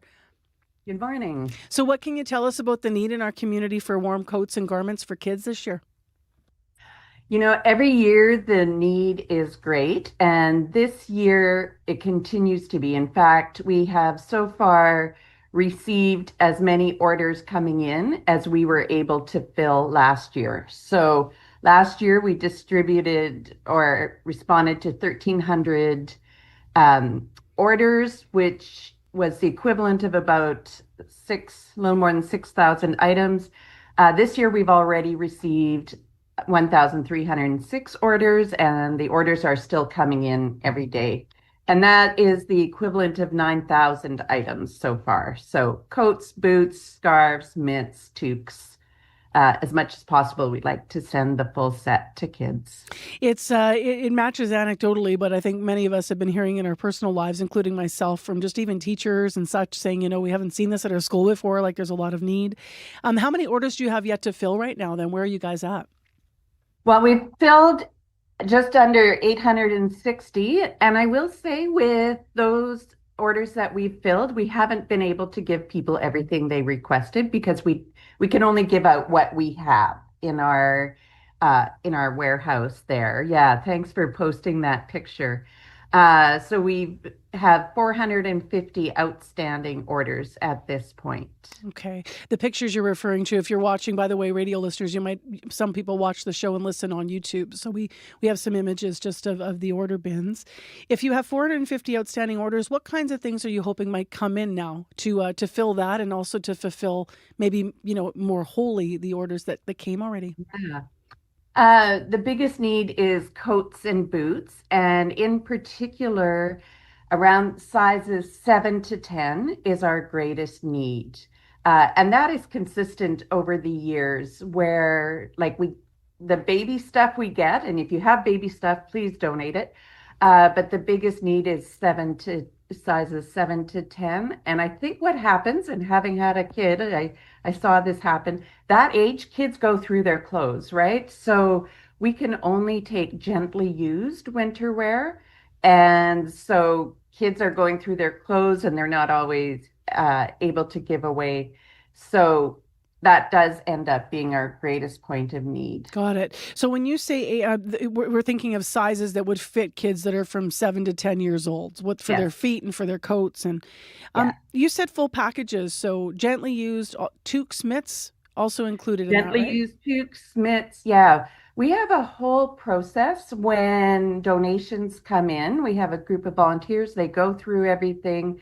And then if it's used, if people donate, then we don't have to worry about it, like if they donate newly purchased. But if it's used, we will sort it out. And then there are a number of hotels across the city who have agreed to wash the winter wear first. So then we send it to be washed, we get it back, and then we respond to the order because we want to make sure that kids who receive donated clothing do so with a sense of dignity so that the clothes are in good shape, clean, and ready for them to wear. You've been doing this for so many years. I wonder, some people though may not understand the process of how the applications come in. So what can you tell us about the kids that actually get the coats? Where do the orders come from? Yeah. So when people donate or when people need a coat, they can go to either a school, a daycare, or a community agency and make the request there. We don't have the capacity to respond to individual requests. So they go through a school, daycare, or a community agency, and that agency will put in the order for the folks using their organization. Once we get that, then we have a team of folks that will go through and fill the order, and then we send the completed order back to the organization that made the request. What issues do you run into, Heather, when collecting donations, when you're trying to make sure that everything lines up with what the need is? Yeah, great question. My team was just telling me yesterday that of the donations that come in, about 50% isn't usable. Really? Yeah.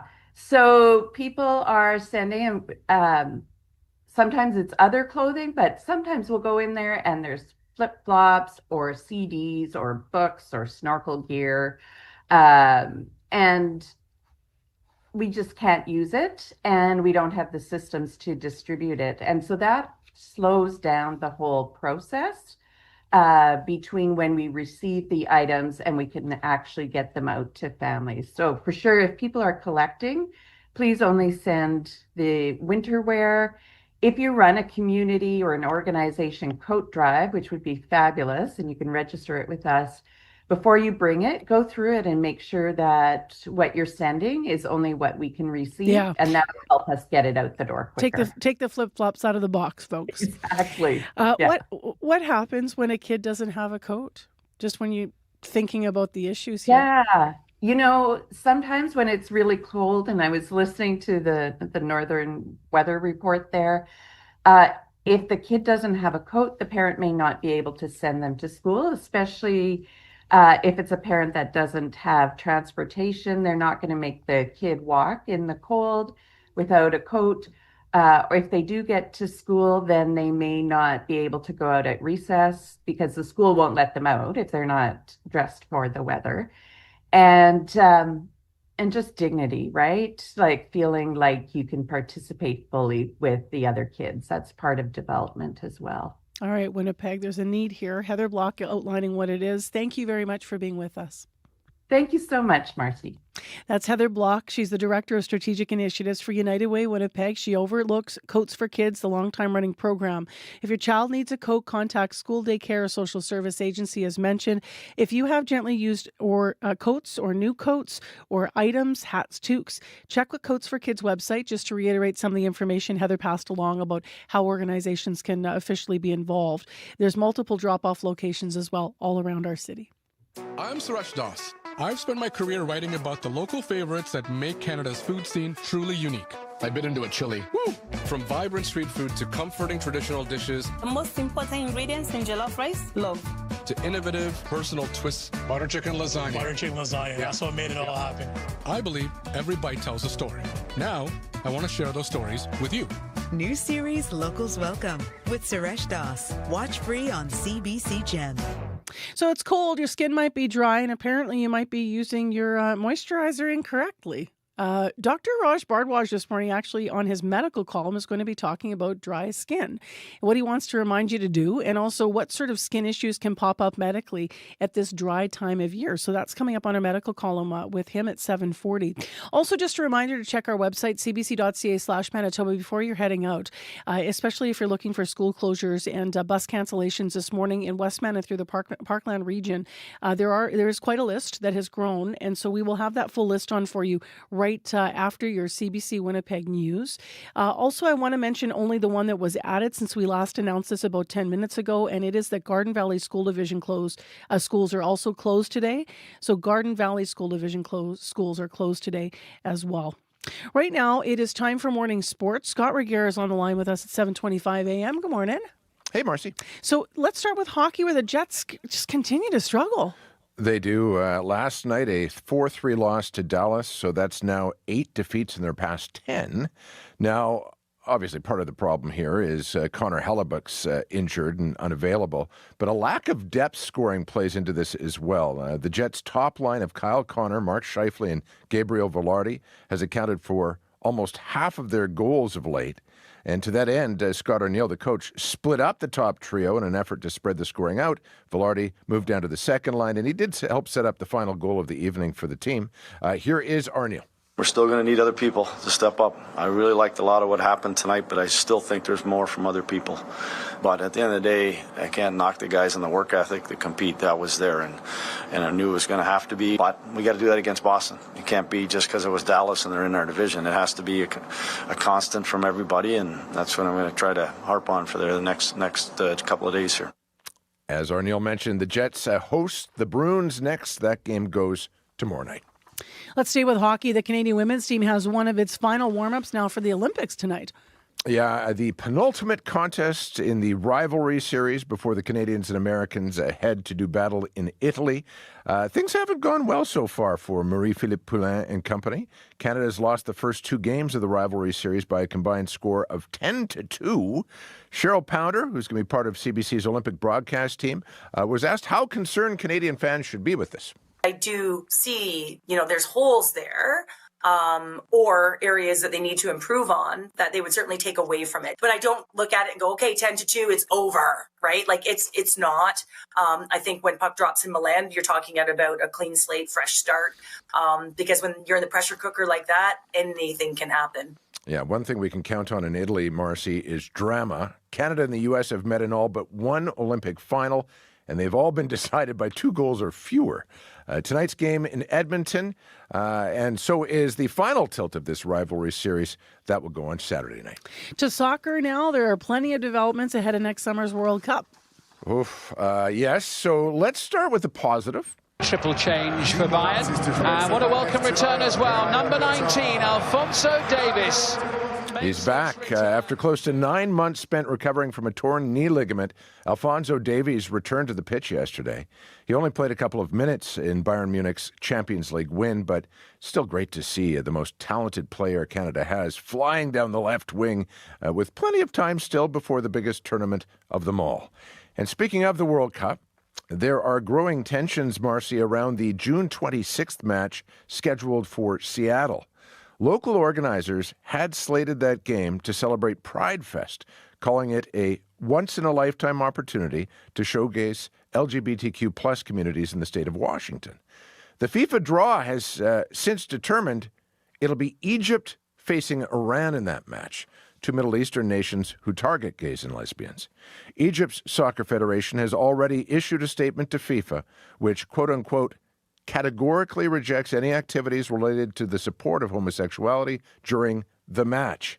The sport's world governing body has declined to comment so far, but it was a busy Tuesday for FIFA, whose ethics committee received a request from human rights group Fair Square to investigate President Gianni Infantino and whether his close relationship with Donald Trump breaches FIFA's own commitment to political neutrality. Soccer, anyone? Certainly lots going on off the pitch. I was going to say we have to remind ourselves it's a sports report, right? Yeah. Yeah. State of the world they blur today. the lines sometimes. All right. Thank you very much, Scott. You bet. That is Scott Regehr, live with sports on CBC. Thanks for joining us this morning. A day after storm in Westman, a day when the weather's going to get colder here. Our temperature is going to drop. We don't have a daytime high. We've got a falling temperature. Right now we're at -11. That light snow and blowing snow continues through the city of Winnipeg. If you need us on the drive, walk or roll, 788-3093 is where you can give us an update. Well, speaking of updates, coming up after 8 o'clock on the program, details of a federal investigation into how the justice system in this country fails sex assault survivors came out last week. We're going to get some reaction from a local survivor and trauma counselor who said she wept after she read this report, and she's going to tell us what she thinks is in it that will make a difference and what is missing. That's coming up after 8. Right now, your CBC Winnipeg News. This is CBC News. Good morning. I'm Heather Wells in Winnipeg. At 7:30, we've got light snow blowing out there a little bit. It is -12. The light snow ending around noon, bringing a mix of sun and clouds, and the temperature cools to -15 this afternoon. Another round of community consultations has begun as the province tries to find a home for its supervised consumption site. The government announced Friday it wants to put that site at 366 Henry Avenue, just 2 blocks away from Siloam Mission. Joseph Forey was among several dozen people at last night's meeting. He thinks there are better ways to help people with addiction, but he also believes the province is determined to go ahead with a supervised consumption site somewhere in the city. First it was in Point Douglas. Point Douglas opposed it strongly. Now they moved it into Centennial. So it's like they're trying to find an area that's not going to put up much opposition for it. The next community consultation will be on Zoom tomorrow evening, and a third forum for businesses is planned for Monday. A grieving father says telecom companies should be telling provinces about 911 outages immediately. Raymond Switzer is responding to a new requirement from Canada's telecommunications regulator. He says requiring phone companies to tell governments about outages within 2 hours isn't good enough. He says a shorter timeline is needed to save lives. In this day and age, everything's automatic and fast. It should be done quickly. 911 is a very important number, especially when you're out where we are in rural areas. That's the only help we can get is by doing that. Switzer's son, Dean, died in March after family and friends made more than 20 calls to 911. None of those calls went through. Everybody who was calling was a TELUS customer, and none knew about the 911 outage. Manitoba's premier recently wrote to the federal government also demanding faster notifications of 911 outages. Manitoba's trucking industry is stalling under pressure from tariffs and a sluggish economy. It's according to Manitoba Trucking Association's Aaron Deliniak. He just got back from Montreal, promoting interprovincial trade as a way to rev up business. It's painful. There's not a lot of profit. Most companies, I would say, are probably losing money on either operations right now or making very marginal profits unless they're in some sort of niche segment somewhere. According to logistics companies, for each truck on the road, 3 are now sitting idle. Longtime Conservative MLA Kelvin Gertsen will not seek re-election in the next provincial election. The member of the legislature for Steinbach made the announcement on Facebook. Gertsen was first elected in 2003. During his time, he also served as interim premier, deputy premier, and a number of portfolios including Minister of Health and Minister of Justice. In a statement, Gertsen says by making the announcement now, it will give the party time to find a replacement before the next provincial election. A Winnipeg man will spend 3.5 years behind bars for distributing pictures and videos. Jeffrey Sewell pleaded guilty to making and possessing child sex abuse imagery, including ones created with artificial intelligence. Sewell was arrested last summer after police intercepted a childlike sex doll he was importing. Neil MacArthur is at the Centre for Professional and Applied Ethics at the University of Manitoba. The AI tools that are available now are mostly restricted in this way, but it's not hard to break the restrictions. There are ways around it. You can run local AI models and you can change the restrictions that the local AI models have. So I do think this is going to become more prevalent, and I do think it's going to become much, much harder to control. MacArthur says the case underscores why politicians need to develop specific laws on how AI-generated child abuse materials should be handled in Canada. Alberta's governing United Conservatives stayed up into the early hours of the morning to pass a bill aimed at the province's transgender community. Bill 9, Protecting Alberta's Children Statutes Amendment Act 2025, is now read a third time. The bill confirms Alberta will invoke the notwithstanding clause to protect 3 new laws from legal challenges. The laws govern student names and pronouns in school. They ban transgender girls from taking part in amateur female sports and restrict gender-affirming health care for youth under the age of 16. Here is opposition NDP MLA Janice Irwin. Let me tell you, this is a UCP government that's going to have big regrets about the decisions they made this past session. And let me tell you, we're tired for sure. We're a bit beaten down, but we are going to fight harder than ever before. You can hear more on this story as well as other national and international news coming up on World Report at 8. 2 goals for Mark Scheifele last night were not enough for a win. Here's a chance. Scheifele scores! Scheifele in the second period on TSN as the Dallas Stars outshone the Winnipeg Jets 4-3.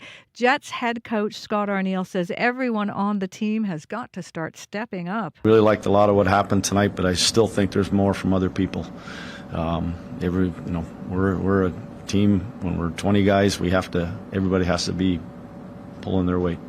Next up, the Jets host the Bruins tomorrow night. You can find more news updated throughout the day at cbc.ca/Manitoba. Thanks, Heather. Thank you. Into the regional forecast now, and then we'll do school closures. Here's Abby. Yeah, a bit of blowing snow still in the southern part of the province, and we're seeing those chilly air up north. Winnipeg -11 right at this time. We're expecting the snow to stop around the noon period before we see a mix of sun and clouds, and then our chilly afternoon temperatures drops down to about -15 later, though the wind chill this morning feels like -20.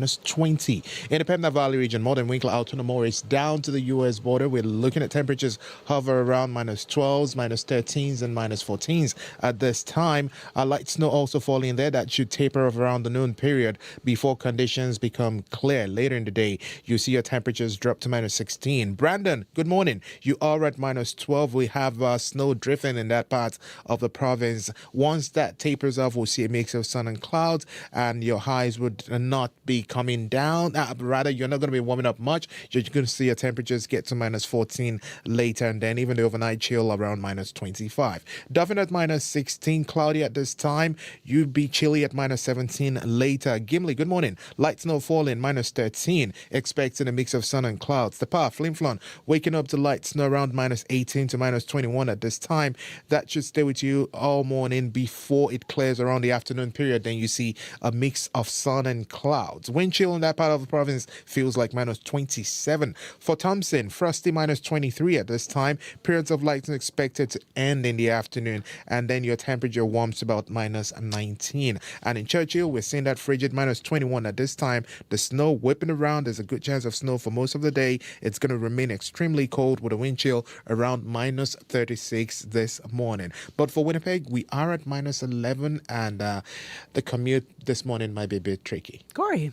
I just got a call from Emily on the commuter line. North Perimeter, she said her route was from Maine to Route 90. She says it's slick. Everyone's going about 30 kilometers an hour. You could see the sheen on the highway. So very, very slippery, very, very slow going on the North Perimeter. Wouldn't be surprised if there's other busy highways that are like that as well this morning. Actually, Abby shared some dash cam footage from him just on his way in today. You can kind of see, if you're on YouTube, just like how the snow-covered everything kind of is this morning. That does eventually kind of turn to ice in these kind of conditions. So heads up.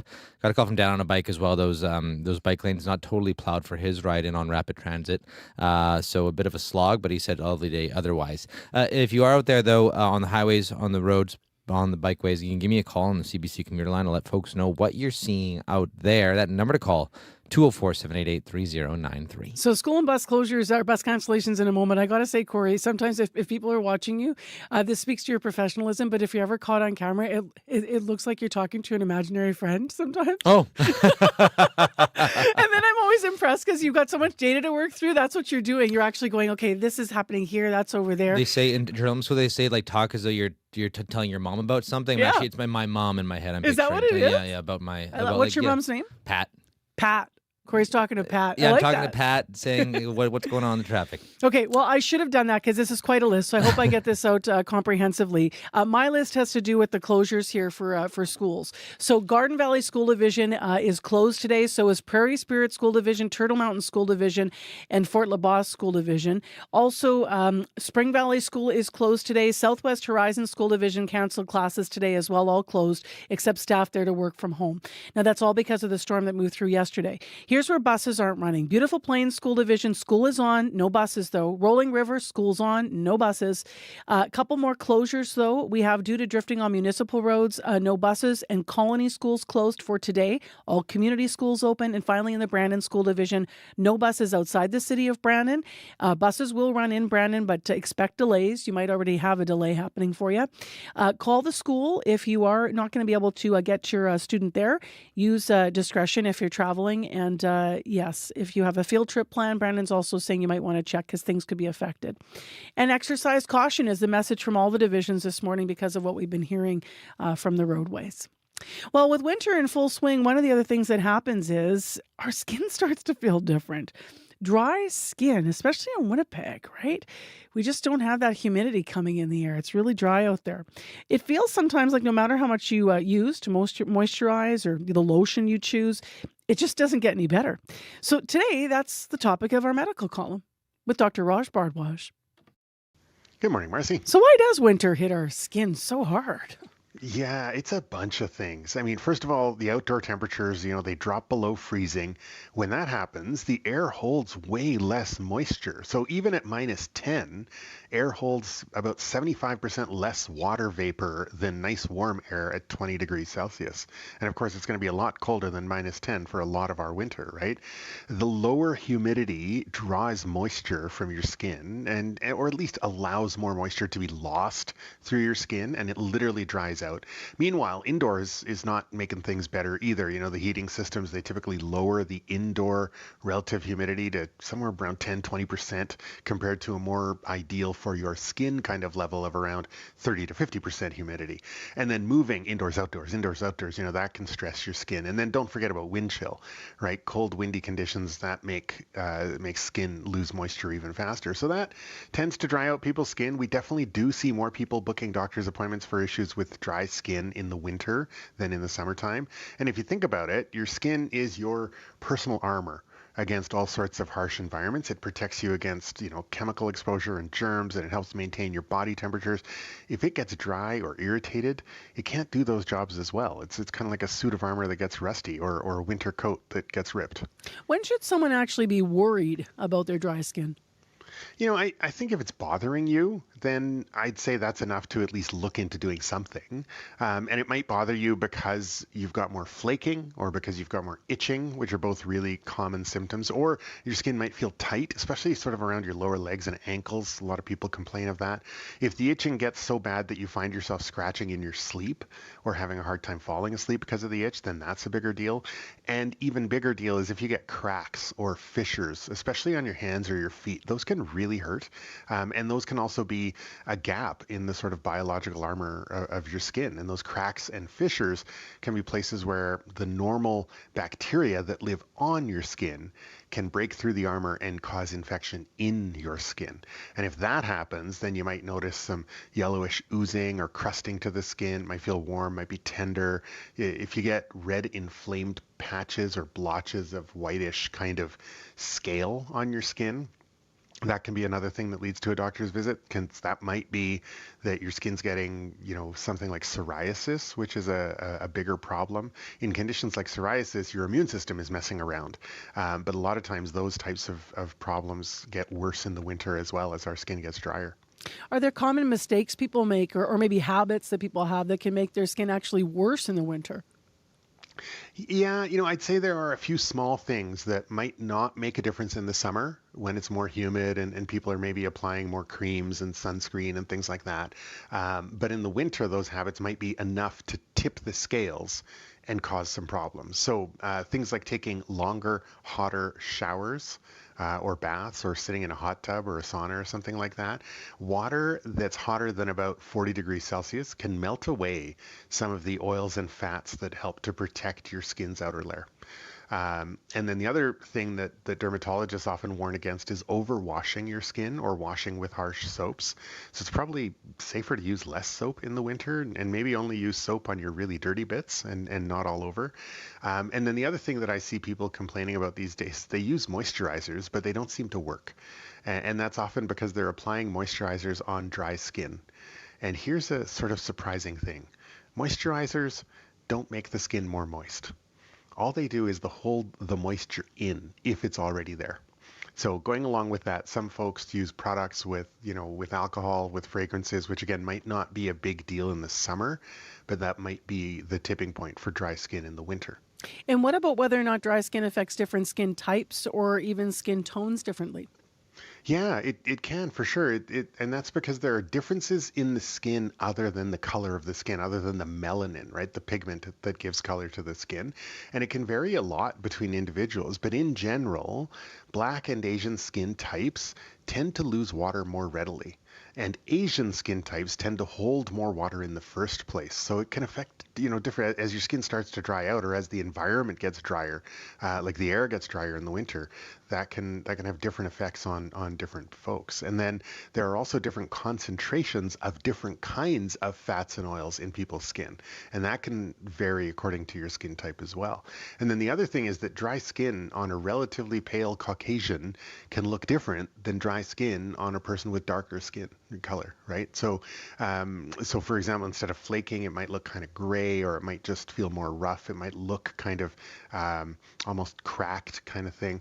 And that's another reason why it's worth talking to your doctor about personalized advice if you have skin issues, and not relying on, the latest trends on TikTok or Instagram from the skinfluencers, who might have zero training on skincare, or worse, might be profiting from selling specific products. Okay, so let's end there, because one of the things you see a lot online is drink water. That's going to help you. So what's the reality of that? What we eat and drink, and how that, what that does with our skin? Yeah, your diet certainly can affect your skin and hydration level. And, if you're getting enough fatty acids, especially like omega-3 fatty acids and vitamins and stuff, all of that can make a difference. But if you've got issues with your skin, your diet is not the biggest bang for your buck. As long as you're getting a decent diet, that's not the biggest bang for your buck. The biggest bang for your buck is probably a bit of a skincare routine. So what are your biggest 3 tips for a person's skincare routine then in the winter? Big 3. So keep it simple. If you don't have much of a skincare routine for the rest of the year, don't let anyone try to convince you to do some sort of 12-step program, in the winter. First thing, focus on simple stuff. Turn the shower temperature down and the water faucet down if you're washing dishes by hand. If you can, limit your showers to 5 or 10 minutes or less. Second, remember that moisturizers don't moisturize. They just hold or trap in moisture. So put them on immediately after you wash your hands, immediately after you get out of the shower. And then the third thing is get a humidifier for your bedroom. Help to prevent moisture loss through your skin while you sleep. That's it. 3 simple things. All right, Dr. Bardwash, thank you. My pleasure. Every week you can hear our medical column here on Information Radio on CBC 89.3 FM with our columnist. That is Dr. Raj Bardwash. Festive season, there's one place to be with your holiday favorites on CBC. Whether you're a Grinch, hate, double hate, or full of cheer. Nobody's walking out on this fun old-fashioned family Christmas. No, we're all in this together. The season's best are waiting right here. The bell still rings for me, as it does for all who truly believe. For holiday joy from start to end, watch free on CBC and CBC Gem. Well, as you've been hearing in the news this morning, community consultations began last night in the proposed location of a supervised consumption site in Winnipeg. It will be our city's first. The proposed site is 366 Henry. It's a few blocks west of Main Street. The media was not allowed to record during the meeting last night at Siloam Mission. But here's Bernadette Smith, Manitoba's Minister of Housing, Addictions and Homelessness, addressing some of the concerns about safety around the site with reporters afterward. Policing, said that they are committed to making sure that they will have a good response time if there is a need for that. But more importantly, Downtown Community Safety Patrol talked about their services and providing, wellness checks for people, safe rides. There's also going to be community wellness workers to make sure that there's cleanup around and that there aren't people loitering around, and people aren't going to be leaving there under a state where they're a danger to themselves or others. Smith said there is room to make this a made in Manitoba type of centre when asked how closely it would look at other places where safe consumption sites, supervised consumption sites are already in place. There's also been a lot of debate about this location. There were some concerns from businesses about how it would affect safety in the area, and others opposed to the overall idea last night, feeling that this might be enabling people who are using. To get an idea of how this does work in other places, we've been checking in with other places, and this morning we're taking you to New Westminster, BC. That city has had a supervised overdose prevention site. It's been open for 4 years, since 2021. Joining us live on Zoom right now is the mayor, Patrick Johnstone. Thank you for being with us today. Good morning. So first, tell us a little bit about the supervised site in your city. Can you describe the location? Is it by a residential area? Is it near businesses? New Westminster is a really dense city. We are right in the center of the Lower Mainland, so we are, a really urban city, one of the densest in Canada, actually. And it is located sort of in our downtown, right next to a SkyTrain station, which is our light rail transit system that runs across the region. It's in a small commercial building next to a SkyTrain station. There are residential buildings, immediately adjacent to it. There's a lot of businesses nearby. There's a community center right nearby. So I'd have to say it's right about in the middle of town. Got it. And inside the center, then, how does it work? Because all the models are different. So what happens in your site? Yeah, it's referred to as a health contact center, and safe consumption is one of the different services they provide. People can go in there and use, IV drugs. They can inhale their drugs if they're crushed. They can use pills, and they can be observed while they're doing that. They also provide naloxone kits for folks. They provide some safe supply, not of drugs itself, but of different things that might people paraphernalia people might need to use drugs. They also provide social services. They provide referrals to health and social services, to mental health supports, to housing referrals if needed. They provide any kind of support, health support that people might need who are living in that neighborhood, including people who do use drugs and people who don't use drugs. So this sounds like a similar model, at least at what they're looking at for here in Manitoba in terms of the wraparound support aspects. You heard in the meeting last night the minister here addressing some of the safety concerns. One of them that that comes up is, around the building, what will this be like? And if someone has used a drug and then they're leaving, what happens then? Are they, out in those neighborhoods? People have concerns about this. What's been your reality in the 4 years you've had your site in New Westminster? Well, the reality is people are using drugs in our community. The reality is we have 3 overlapping crises facing our communities, probably like many cities in Canada. We have homeless people who don't have homes. We have people who are using a toxic drug supply, and we have a mental health treatment crisis. And those all intersect in various ways in our community. So we do have people using drugs in the open in the city, as we do across the region. This site gives people an opportunity to actually do that in a safe way. Really, most people who die of overdoses do it because they are hiding away and they are doing drugs alone, and no one can respond when they have a toxic drug reaction. In this site, there has been hundreds of lives have been saved at this site, and thousands of referrals, again, have been made to healthcare services, to recovery, to treatment, and to housing services and other health services at the same time. So, the safety concerns, we talk a lot about safety concerns around a lot of the services we provide, but the question really becomes down to safety for whom. When we have saved hundreds of lives in this site, it's really important. I respect that, but I do want to interject and just ask you though what the impact has been, just because I'm curious whether or not there has been what you heard about from your residents about concerns around safety going in, and then what has resulted or not about while the center's been up and running. Yeah, I mean, some neighbors have raised concerns. People fundamentally don't like to see their neighbors who are suffering. They don't like to see what the results of failed drug and healthcare policies have done to the most vulnerable people in our community. And it's deeply uncomfortable for people. And there are a variety of ways people react to that. Some people react to that with fear. And that's we respect that. We understand that. But Downtown Residents Association and our downtown business community generally support the approach that New Westminster has taken. This is not just about safe consumption. We have a crisis response project that centers outreach and support for people in need, and it humanizes the residents of our community who are suffering. And so we try our best to be compassionate and support people who are suffering and make sure they have access to fundamental health care, which is what this is. Has it attracted other drug users to the area? There's not really much evidence of that. There are, we are not the only safe consumption site in the Lower Mainland. We're one of the only one in our community, and we're a bit of a distance from the ones that are in Vancouver or in the Fraser Valley that also provide the services. But again, this primarily serves people who are in the community already.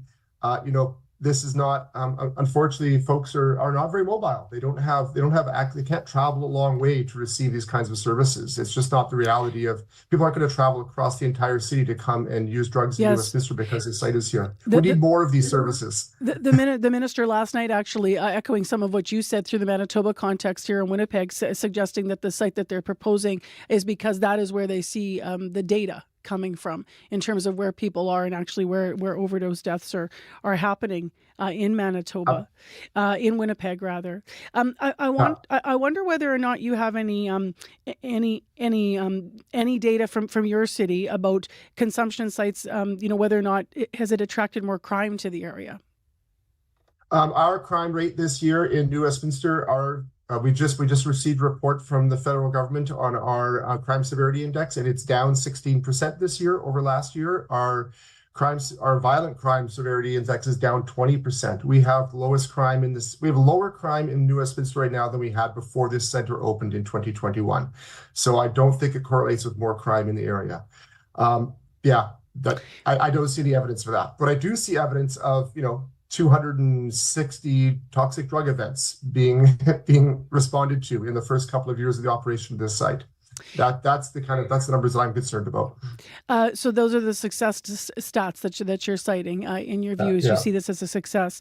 Before we do let you go this morning, Mayor, I want to ask you about the advice you'd give Manitoba's government as we prepare to open our first supervised consumption site, wherever that's going to be. I'm reluctant to give advice to other governments, but I think One is not enough. I think you really need to recognize that this is the beginning of something. I think there is a responsibility for the first one to demonstrate community that they're concerned about what you're hearing from the community, and being proactive to complaints you get from the community and doing your best to address those. The other issue we have right now is that the change in the way drugs are being consumed. It is really shifting from intravenous drugs to smoking of drugs, and we cannot provide smoking services in this facility right now because that requires a different engineering solution to keep staff safe. So that's a path we're going through right now, and we're trying to transition this site to a site where drugs can be smoked because that's the primary use of you right now. So that's a transition we're going through right now. We're working with Fraser Health, which is our provincial health authority. And so that's something to think about. It's not just open and done. This is something that takes continuous monitoring and continued work on a part of the health authority to make sure that it's successful. Thank you very much for your perspective. I'm sure we'll come back to you and talk again, but this is very valuable to our series. Yeah, thank you very much for speaking about this. That is the mayor of New Westminster, BC, Patrick Johnstone, talking about their experience with the supervised consumption site they opened 4 years ago. Let's go to our news headlines. Heather's here now. Good morning. Well, several dozen people turned up last night at a community consultation meeting on the latest proposed location for a supervised consumption site. The province announced Friday it wants to put that site at 366 Henry, just 2 blocks from Siloam Mission. Addictions Minister Bernadette Smith was not surprised people in the area don't like the plan, but remains convinced a supervised consumption site would make a tremendous difference in the inner city. And longtime Conservative MLA Kelvin Gertsen will not seek re-election in the next provincial election. The member of the legislature for Steinbach made that announcement on Facebook. I'll be back with more Manitoba News at 8:30. A new report federally calls for better treatment of sex assault victims in the courts. We'll get local reaction to that coming up after 8. Light snow and blowing snow, -11, temperature falling to -15. On the commute, be careful out there and check CBC's website for school closures. On Q. I'm Talia Schlanger in for Tom Power. Over the last 6 decades, Bill Bissett has authored more than 70 books of poetry. He'll tell you about his early days falling in love with poetry and why he rejects conventional spelling and punctuation in his work. So it was to make conversational speech part of creative writing. Q, this morning at 10:30 in Newfoundland, and on the CBC Listen app, or wherever you get your podcasts. The CBC News is next. Coming up in half an hour, it's The Current with Matt Galloway. The United States has called the war in Sudan a genocide. The International Criminal Court is investigating reports of war crimes. The journalist Michelle Shepard takes us to the Sudan-Chad border to see what life is like for those living there. That's coming up on The Current. This is World Report. Good morning. I'm Marcia Young. We are watching the Bank of Canada this morning. The central bank is expected to announce its final interest rate decision of the year. The key lending rate was lowered to 2.25% in October, but the Bank of Canada warned that it had reached the limit of what monetary policy can do to help the economy. Many economists are expecting the bank to hold the current rate. The CBC's senior business correspondent, Peter Armstrong, has more. In normal circumstances, this would probably be an easy decision for the Bank of Canada. The economy is weak, unemployment is high, companies are still adjusting to a major shock. Normally, the bank would cut interest rates and help nudge the economy back into a recovery. But Bank of Canada Governor Tiff Macklem says these are not normal times, and that means changes to interest rates can only do so much. It can't target the hard-hit sectors, aluminum, steel, autos. It can't help companies find new markets. It can't help companies reconfigure their supply chains. And though the economy is weak, it's still doing better than many had expected. GDP expanded, if only slightly, in July, August, and September. And Randall Bartlett, Deputy Chief Economist at Desjardins Economics, says the unemployment rate has come down off its peak. There are a lot of things that point to an economy which is weak, but not falling off a cliff, and is in a situation where it's kind of just grinding sideways as, we go into 2026. And while not falling off a cliff and grinding sideways are not exactly how you'd like to describe an economy, The fact that things aren't getting markedly worse does give the Bank of Canada just enough wiggle room to remain on the sidelines and see how the next few months unfold. Peter Armstrong, CBC News, Toronto. Alberta's governing United Conservatives stayed up into the early hours of the morning to pass a bill affecting transgender citizens. All those in favor, please say aye. Aye. All of those opposed, please say no. No. The ayes have it. The bill confirms Alberta will invoke the notwithstanding clause to protect 3 new laws from legal challenges. Those laws will police names and pronouns in school. They ban transgender girls from participating in amateur female sports and restrict gender-affirming health care for youth under 16. NDP MLA Janice Irwin opposed the bill in the legislature. Let me tell you, this is a UCP government that's going to have big regrets about the decisions they made this past session. And let me tell you, we're tired for sure. We're a bit beaten down, but we are going to fight harder than ever before. The notwithstanding clause allows provinces to override parts of the Charter of Rights and Freedoms for 5 years. Premier Danielle Smith's government has now invoked it 4 times in less than 2 months. Canada is about to get a new ambassador in Washington. Kirsten Hillman announced her resignation yesterday. She says it was her choice to leave. Now the top candidate being considered to replace her is a longtime friend of the Prime Minister. The CBC's Katie Simpson reports. It seemed like the most effective time to leave that would be the least disruptive. Ambassador Kirsten Hillman says it was her decision to resign and that she'll stay in her post until early next year to ensure there's a smooth transition for her replacement. Her departure comes at a volatile moment in the Canada-U.S. relationship. Talks to remove or lower tariffs remain stalled, and the fate of CUSMA, the Canada-U.S.-Mexico trade deal, will be decided when the pact is reviewed next year. It's the right time to put a team in place that's going to be here to see those discussions through. So it just seemed like a natural point. Sources tell CBC News one of the contenders under consideration to replace Hillman is Mark Wiseman, a longtime friend of Prime Minister Mark Carney, who is a former chief executive of the Canada Pension Plan Investment Board. Wiseman was added to the PM's Canada-U.S. Relations Advisory Council earlier this year. And while he is close with Carney, a decision has not yet been finalized. Katie Simpson, CBC News, Washington. The U.S. Senate will vote on a new Republican health care bill. It's seen as an alternative to the Democrats' proposal to extend current health care subsidies under the Affordable Care Act, or the ACA. Those subsidies expire at the end of the year. The CBC's Willie Lowry joins me now from Washington. And Willie, what is in this plan? The Republicans have been scrambling to find an alternative to the Affordable Care Act, also known as Obamacare, for months. This plan, put forward by Senators Mike Crapo and Bill Cassidy, would let the ACA subsidies expire and focus instead on health savings accounts. These are tax-advantaged accounts where people can put money aside specifically for medical needs. Under the plan, eligible people will receive between $1,000 and $1,500 in their HSA accounts. The legislation makes clear, though, that it would not extend to gender-affirming services or abortions outside of specific situations. Senator John Thune says it's a good proposal. The proposal we'll put out there will bring insurance premiums down. It will be fiscally responsible, and it'll get us away from the practice of giving the money all to the insurance companies and put it back in the hands of the patients. Senate Minority Leader Chuck Schumer slammed the proposal. We're always willing to sit down and negotiate with someone who will lower costs. Their bill was absolutely not lower costs. Democrats are calling for the Affordable Care Act subsidies to be extended for 3 years. What are the chances this bill will pass?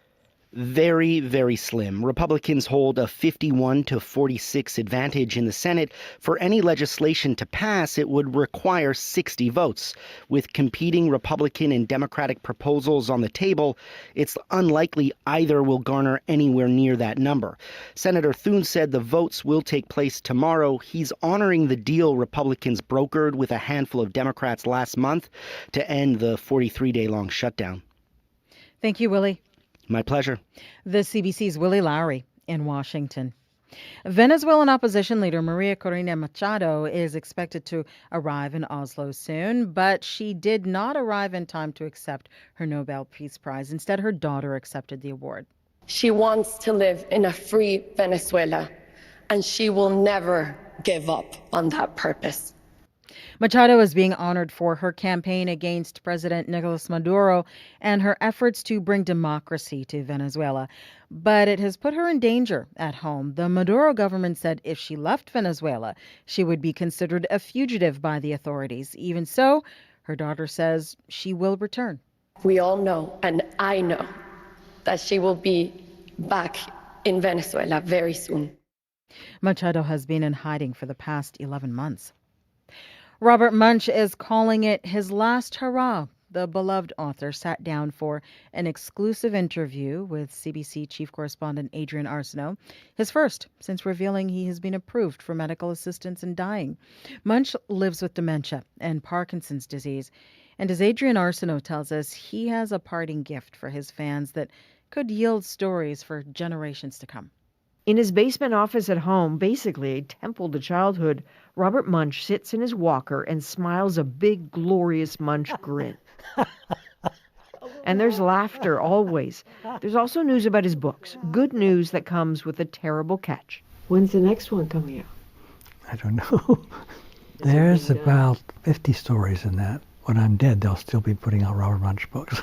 His publisher confirms the man behind Love You Forever, Mortimer, and dozens more may indeed have one book a year released after he dies.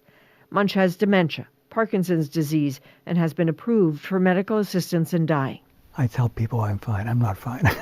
What does not fine really mean for you? Well, I fall down. I forget words.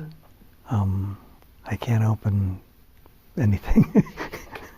There's all these little things that you take for granted, you know. Living, he does not take for granted, soaks in every moment he can with his wife Anne and kids, and understands that his fans may be worried about him. To them, he says, "Don't worry, I'll be okay." His departure, as it were, is not imminent, but this, he suggests, is his last interview. This is really my last hurrah. Robert Munch now is busy caring for his treasured stories. His archives will go to the public library near his home in Guelph. The stories, the kids, have carried him for decades, and he's hanging on to them as long as he can. Adrian Arsenault, CBC News, Guelph. Sophie Kinsella, the British author of the best-selling shopaholic novels, has died. She was diagnosed with an aggressive form of brain cancer 3 years ago. Kinsella's first shopaholic novel, The Secret Dream World of a Shopaholic, came out in 2000, and fans around the world have been charmed by her main character, Becky Bloomwood, ever since. Kinsella wrote 9 shopaholic books that have sold more than 50 million copies in over 60 countries. Sophie Kinsella was 55. That is World Report. I'm Marcia Young.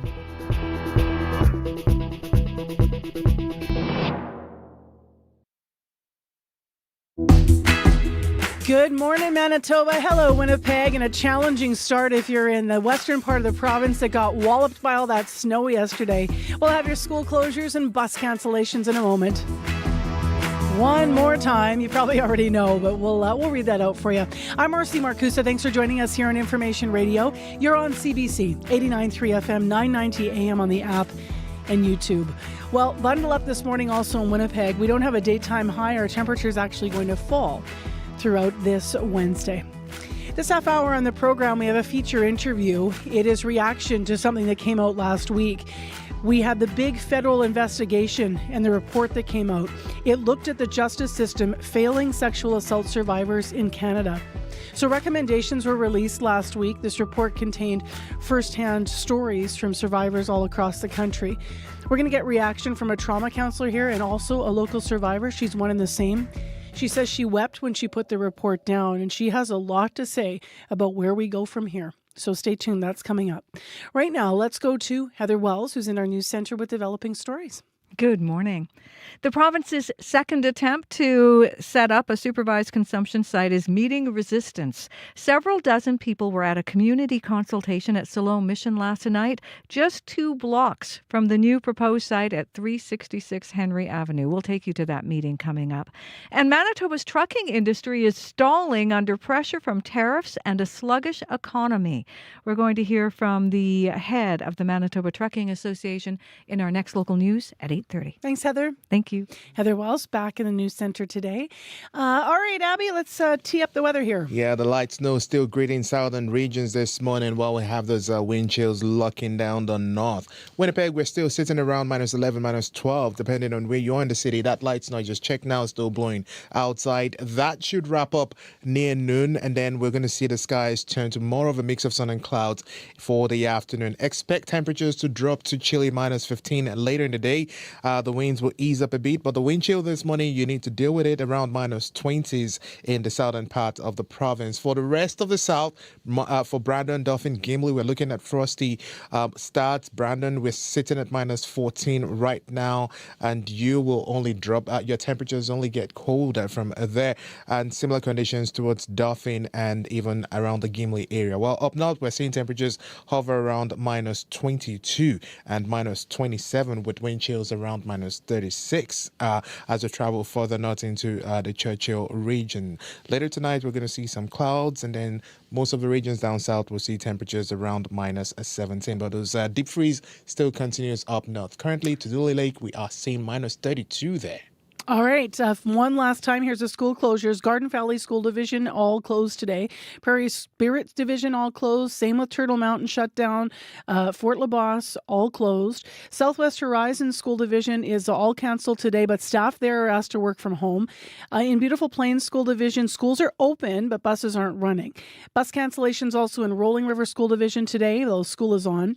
Due to drifting on municipal roads, colony schools are closed today. Community schools, though, are open. And finally, in the Brandon School Division, no rural buses are running. In the city of Brandon, expect delays. You probably already know this, but also if you're not going to be able to get there, use your discretion where travel is required. Call the school, though, please. And also you might want to check if there's any field trips. There's one school in that division closed. It is Spring Valley School, which is closed. All right, Corey, what's up on the commute? Southbound Henderson backed up quite a bit right now. That's because there is a vehicle blocking the curb lane on Henderson at Monroe. Very, very backed up according to the Winnipeg Traffic Management Center, so heads up there. Also just slow going in general across the city just because of these snowy, blowy conditions out there. Heard from Emily, the North Perimeter in particular, everyone there, she said, was going about 30 kilometers an hour between Main Street and Route 90 because you could see just how slick the ice was on the road. So heads up there, going to be very, very slippery on the northbound perimeter. Though the east perimeter apparently a little bit slippery as well, so it's the St. Vital import. But the number one east fairly clear though, says Dennis. If you do see something going on though, you can give us a call on the CBC commuter line. Also Wilkes very slick too as well. Sorry, I forgot to mention that. Thanks for Gay for calling in for that one. You can give us a call though on the CBC commuter line if you see something though. 204-788-3093.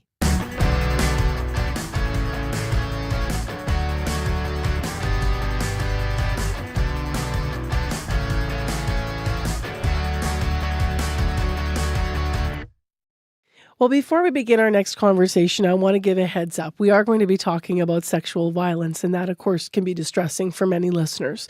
Recently, you might recall CBC reporting on this specially appointed federal task force. They released the results of their investigation into how the courts treat sex assault cases, and more specifically, the survivors at the heart of these cases. The report is called Rethinking Justice for Survivors of Sexual Violence, a Systemic Investigation.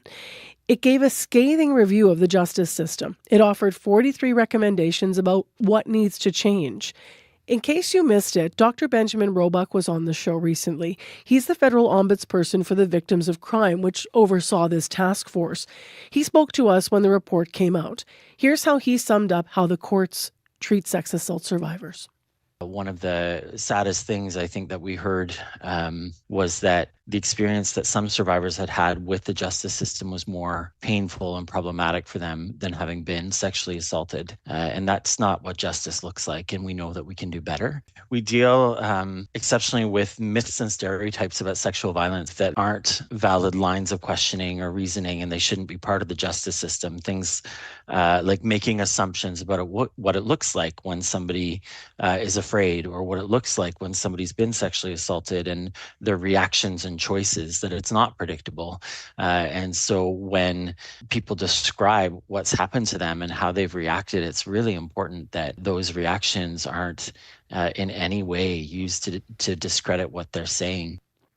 That, as mentioned, was Dr. Ben Roebuck, the federal ombudsperson for the victims of crime. Now, Isabel Daniels is in studio with us today. Isabel's a Winnipeg survivor who knows firsthand how traumatic this can be, to seek justice, that is, in cases like this. She's also an advocate for other victims, as well as a trauma counselor. And she is here. She has looked at the report's results and recommendations. Thanks for being here. Yes, thank you for having me.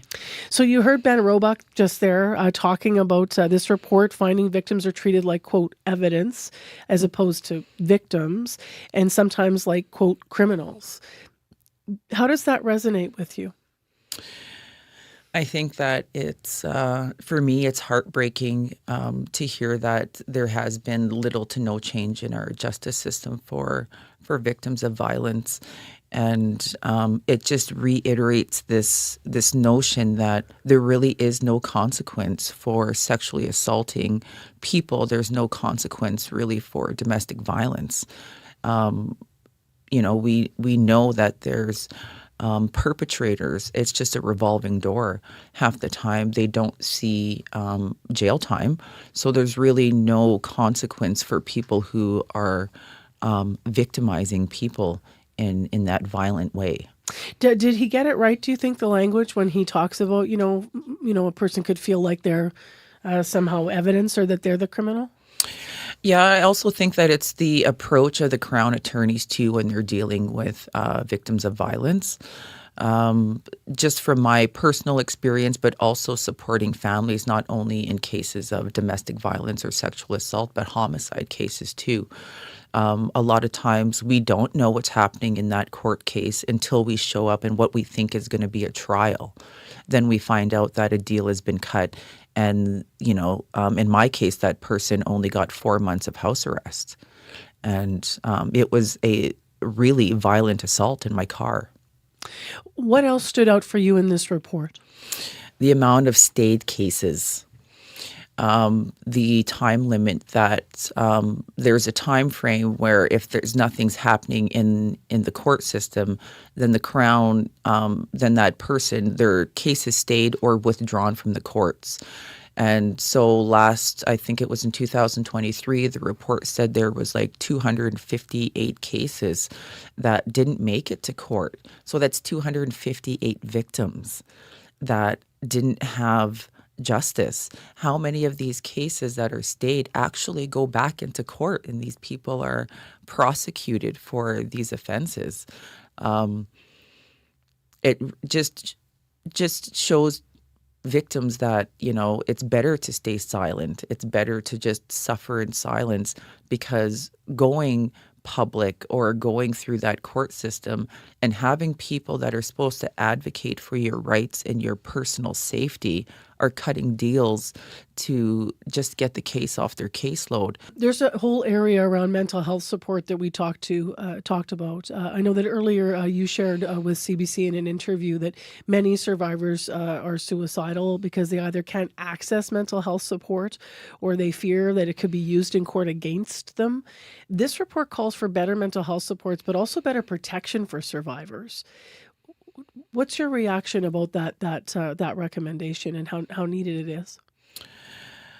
Mental health supports are something that people are afraid of speaking out, especially after they go through the court system. So we're already jaded as survivors. We already don't have trust in the system. So having to go through that again with a complete stranger is scary. And it's oftentimes people aren't going to take that step. People will cope in negative ways, whether that's addiction, whether that's, whatever that addiction is, drugs, alcohol, gambling, sex, whatever it is. And some people may have to go back to those abusers because there is no support long term for the majority of people that are victims of violence. We don't have enough space for all these victims. We also need safe people that do mental health. And a lot of times in organizations that offer trauma supports, although lived experience is very important in relating to a person, we need healed people to be doing this work. And we're short-staffed in terms of frontline workers. Sometimes we're not hiring the best qualified people who have done this work long enough to make sure that they're trauma-informed, that they're a safe person who's not sharing this information, also who is not maybe not trained in how to deal with people who have been traumatized. Trauma-informed police investigations, the report also calls for, and court processes where everyone from police to judges needs training. You've already talked a bit about this. What do you think of that as a recommendation? I think it's imperative for people to be able to do their job in a way that provides justice for the people that they're representing. For us as victims, we don't have a say in who is our Crown attorney. A defendant can pick his lawyer, but we don't get to pick our Crown attorney. And if that person doesn't have the empathy, or if that person has their own biases against sexual assault and domestic violence, then the way that they carry out their work shows in their lack of empathy for the people that are victims. When you read this report as a survivor and as an advocate, what was the feeling you left after you put it down with? I cried when I read it, and I was really angry. When we're busy being advocates and advocating for people, and I'm so surprised at some of the women that are actually still alive, and I'm also surprised at the level of violence that a person's body can take, and on a continuous, daily thing. And when we don't care for the people, like the ripple effect from this is that there are babies that don't have parents anymore. There are children that are going to be stuck in CFS because their moms or their dads can't heal from the compounded trauma that they go through. And if our government and our community advocates don't find a way to actually create sustainable change, because now we don't even have a Band-Aid solution, right? There's not even that in our communities right now. We have, unsheltered people that are taking better care of themselves with the means that they have than what's being provided by government. What would you like to see happen from here then? With what should the next steps be for all levels of the justice system? I don't think there should be a time limit on domestic violence and sexual assault. If it takes, 3 years to get that person into court, then you spend that 3 years trying to find evidence to convict that person. That shows people that you really care about their well-being and their safety. Making sure that there is adequate follow-up for these people who are convicted. There needs to be more rehab for abusers, whatever that looks like. Maybe they need to be taking a course for a year that changes their perspective on how they, deal with anger. There needs to be change in our criminal law system that favors victims and not the perpetrator. So that is Isabel Daniels, a survivor advocate and trauma counselor, in reaction to this new report that has just been released last week across the country. I spoke with her late last week. The CBC Music Top 20. CBC Music Live. All right. Savor the flavor of the Francophone world on C'est Formidable. Experience the next wave of Indigenous music with Reclaim. The global sounds of frequencies. End your day or start your late night with music on CBC Radio 1. Weeknights at 11, 11:30 in Newfoundland, and on demand on CBC Listen. Well, we're having a wintry start to the day, not just in Westman, where you had the big snow dump, but here in Winnipeg as well. Things are slow. There's some black ice out there. Lanes are hard to see. Light snow, blowing snow all over the place. Temperature is dropping. It's minus 14 now. Just got a call from westbound Chief Pegwest Bridge. This is Kathy, who called the commuter line, saying westbound Chief Pegwest Bridge, a collision's now blocking the curb lane. It's causing some big backups and all over the place. We're just hearing people are kind of creeping now. So take it easy out there if your commute is slow. Heading into 8:30 here, 788-3093. We want to mention what's coming up on Radio Noon's call-in today. Today is the day where Manitobans will be able to start buying American booze once again at liquor marts. With the proceeds, will go to local charities. On Noon, are you going to do it or not? Why or why not? Do you plan to buy American alcohol now that it's once again available, or are you going to stick with Canadian spirits during the holiday season? You can call in to Noon and weigh in on why and what you're thinking about. That is between 12:30 and 1 on 89.3 FM right here. Well, a lot of great local musicians are playing in Winnipeg this month for the holiday season, but they're not all Christmas concerts. Andrina Turen is playing the Park Theatre on the 18th with a show. Here she is with Better All the Time. The best part is it keeps getting better. What we do it well together. I take care of your heart and you're taking care of mine. It just gets better all the time. The number one thing I love about you, meet me where I am. From there we work it through. Another thing that I love, you're game for all I've conjured up. I wanna tell you how much it means to me. The best part is it keeps getting better.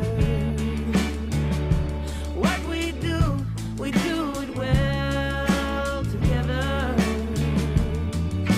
I take care of your heart and you're taking care of mine. It just gets better all the time. With you I'm never scared of taking chances. With you I feel like I could really fly. You're the fun maker, you're bringing color to my life. With you there's nothing I wouldn't try.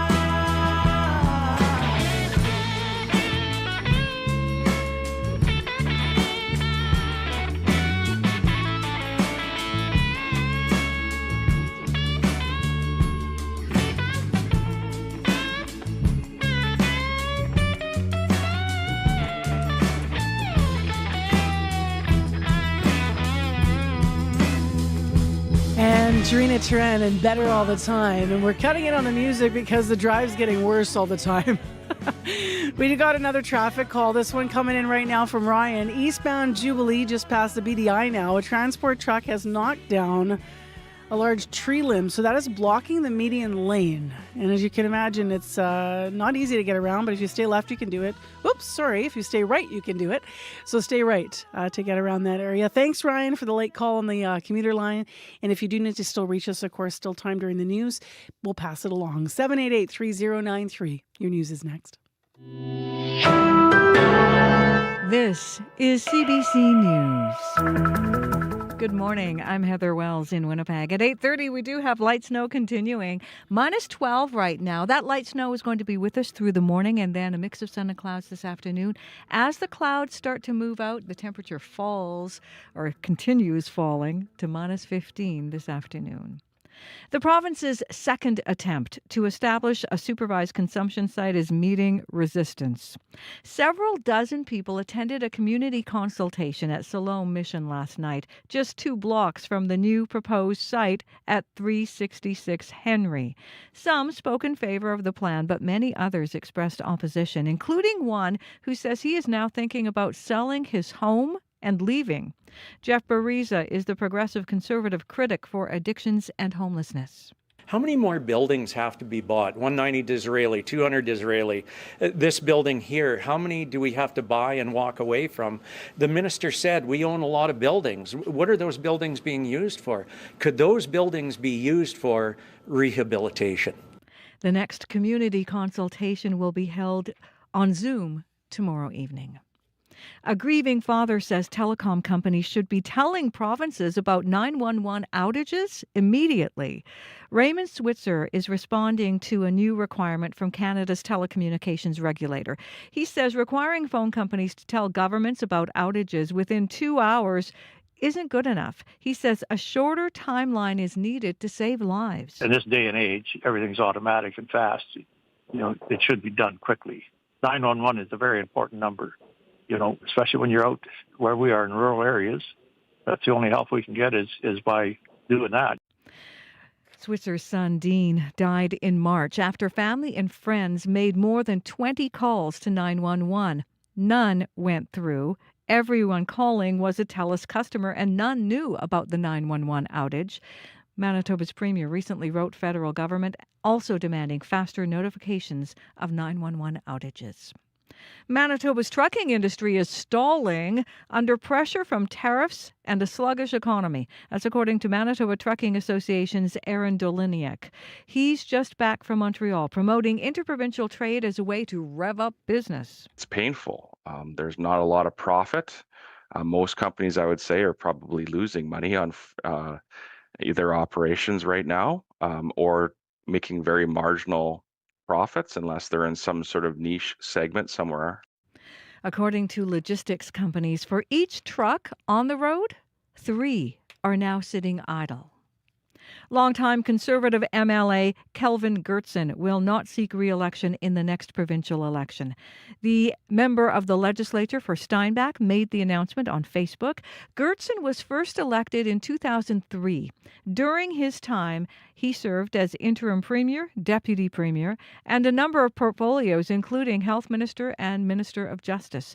In a statement, Gertsen says by making the announcement now, it will give the party time to find a replacement before the next provincial election. A Winnipeg man will spend 3.5 years behind bars for distributing pictures and videos, for disturbing pictures and videos. Jeffrey Sewell pleaded guilty to making and possessing child sex abuse imagery, including ones created with artificial intelligence. He was arrested last summer after police intercepted a childlike sex doll he was importing. Neil MacArthur is at the Centre for Professional and Applied Ethics at the University of Manitoba. The AI tools that are available now are mostly restricted in this way, but it's not hard to break the restrictions. There are ways around it. You can run local AI models and you can change the restrictions that the local AI models have. So I do think this is going to become more prevalent, and I do think it's going to become much, much harder to control. MacArthur says the case underscores why politicians need to develop specific laws on how AI-generated child abuse materials should be handled in Canada. This year's winner of the Nobel Peace Prize was honored today at a gala ceremony in Oslo. She wants to live in a free Venezuela, and she will never give up on that purpose. Maria Corina Machado's daughter accepting the Nobel honors on behalf of her mother. The Venezuelan opposition leader has been in hiding since January, and the Maduro government has said if Machado leaves Venezuela, she will be considered a fugitive. The Nobel Committee says it has been in contact with Machado. She is expected to be in Oslo at some point in the near future. You can find more news updated throughout the day. All you have to do is head to cbc.ca/Manitoba. Good to have you back, Heather. Thank you. Thanks so much. From our news department, Heather Wells, Jody Nicolo, and Megan Ketchison. Also, thanks to Nellie Gonzalez, who produces all of the shows here in our current affairs unit. Leif Larson, who's the senior producer of audio at CBC Manitoba. In today's program, we had items from Sophia Peralta-Barone, who is an associate producer, as well as Abina Ahmed, reporter and associate producer, and Donna Carrero, who is a producer at CBC Manitoba. And our live team here, Corey Funk, Abby Adiemi, and Darren Marash, the dream team in Studio 15. Thanks, guys. No problem. Who wants to go first? Why don't we start with you, Corey? Yes, slick, snowy, slow, right across Winnipeg and southern Manitoba. Westbound Chief Peguis Bridge collision blocking the curb lane. Eastbound Jubilee just after BDI, there's a large tree limb that was knocked down, blocking the median lane. As well as southbound Henderson at Monroe, there's a truck blocking the curb lane. Big backups in all those places all around. And we're getting colder. Hey, Abby? Yeah, the snow will be ending around the noon period. Then we'll see some clear conditions with a mix of sun and clouds. Most regions in the south seeing temperatures between -12s and -14s at this time. And we will just see temperatures fall to -17. Well, up north, we're seeing most of the regions around -23, except for Tudule Lake, where we're having -32. All right, thanks, Abby. Thank you. Good old Tudule Lake, coldest spot in the province often. I'm Marcy Marcusa. Thanks for joining us wherever you're listening from Manitoba. We appreciate you being here with us. And we're back again tomorrow with another show on CBC. We hope you join us for the morning show tomorrow again on 89.3 FM, 990 AM on the app and on YouTube. Take care. Drive safely. Have a good rest of your day.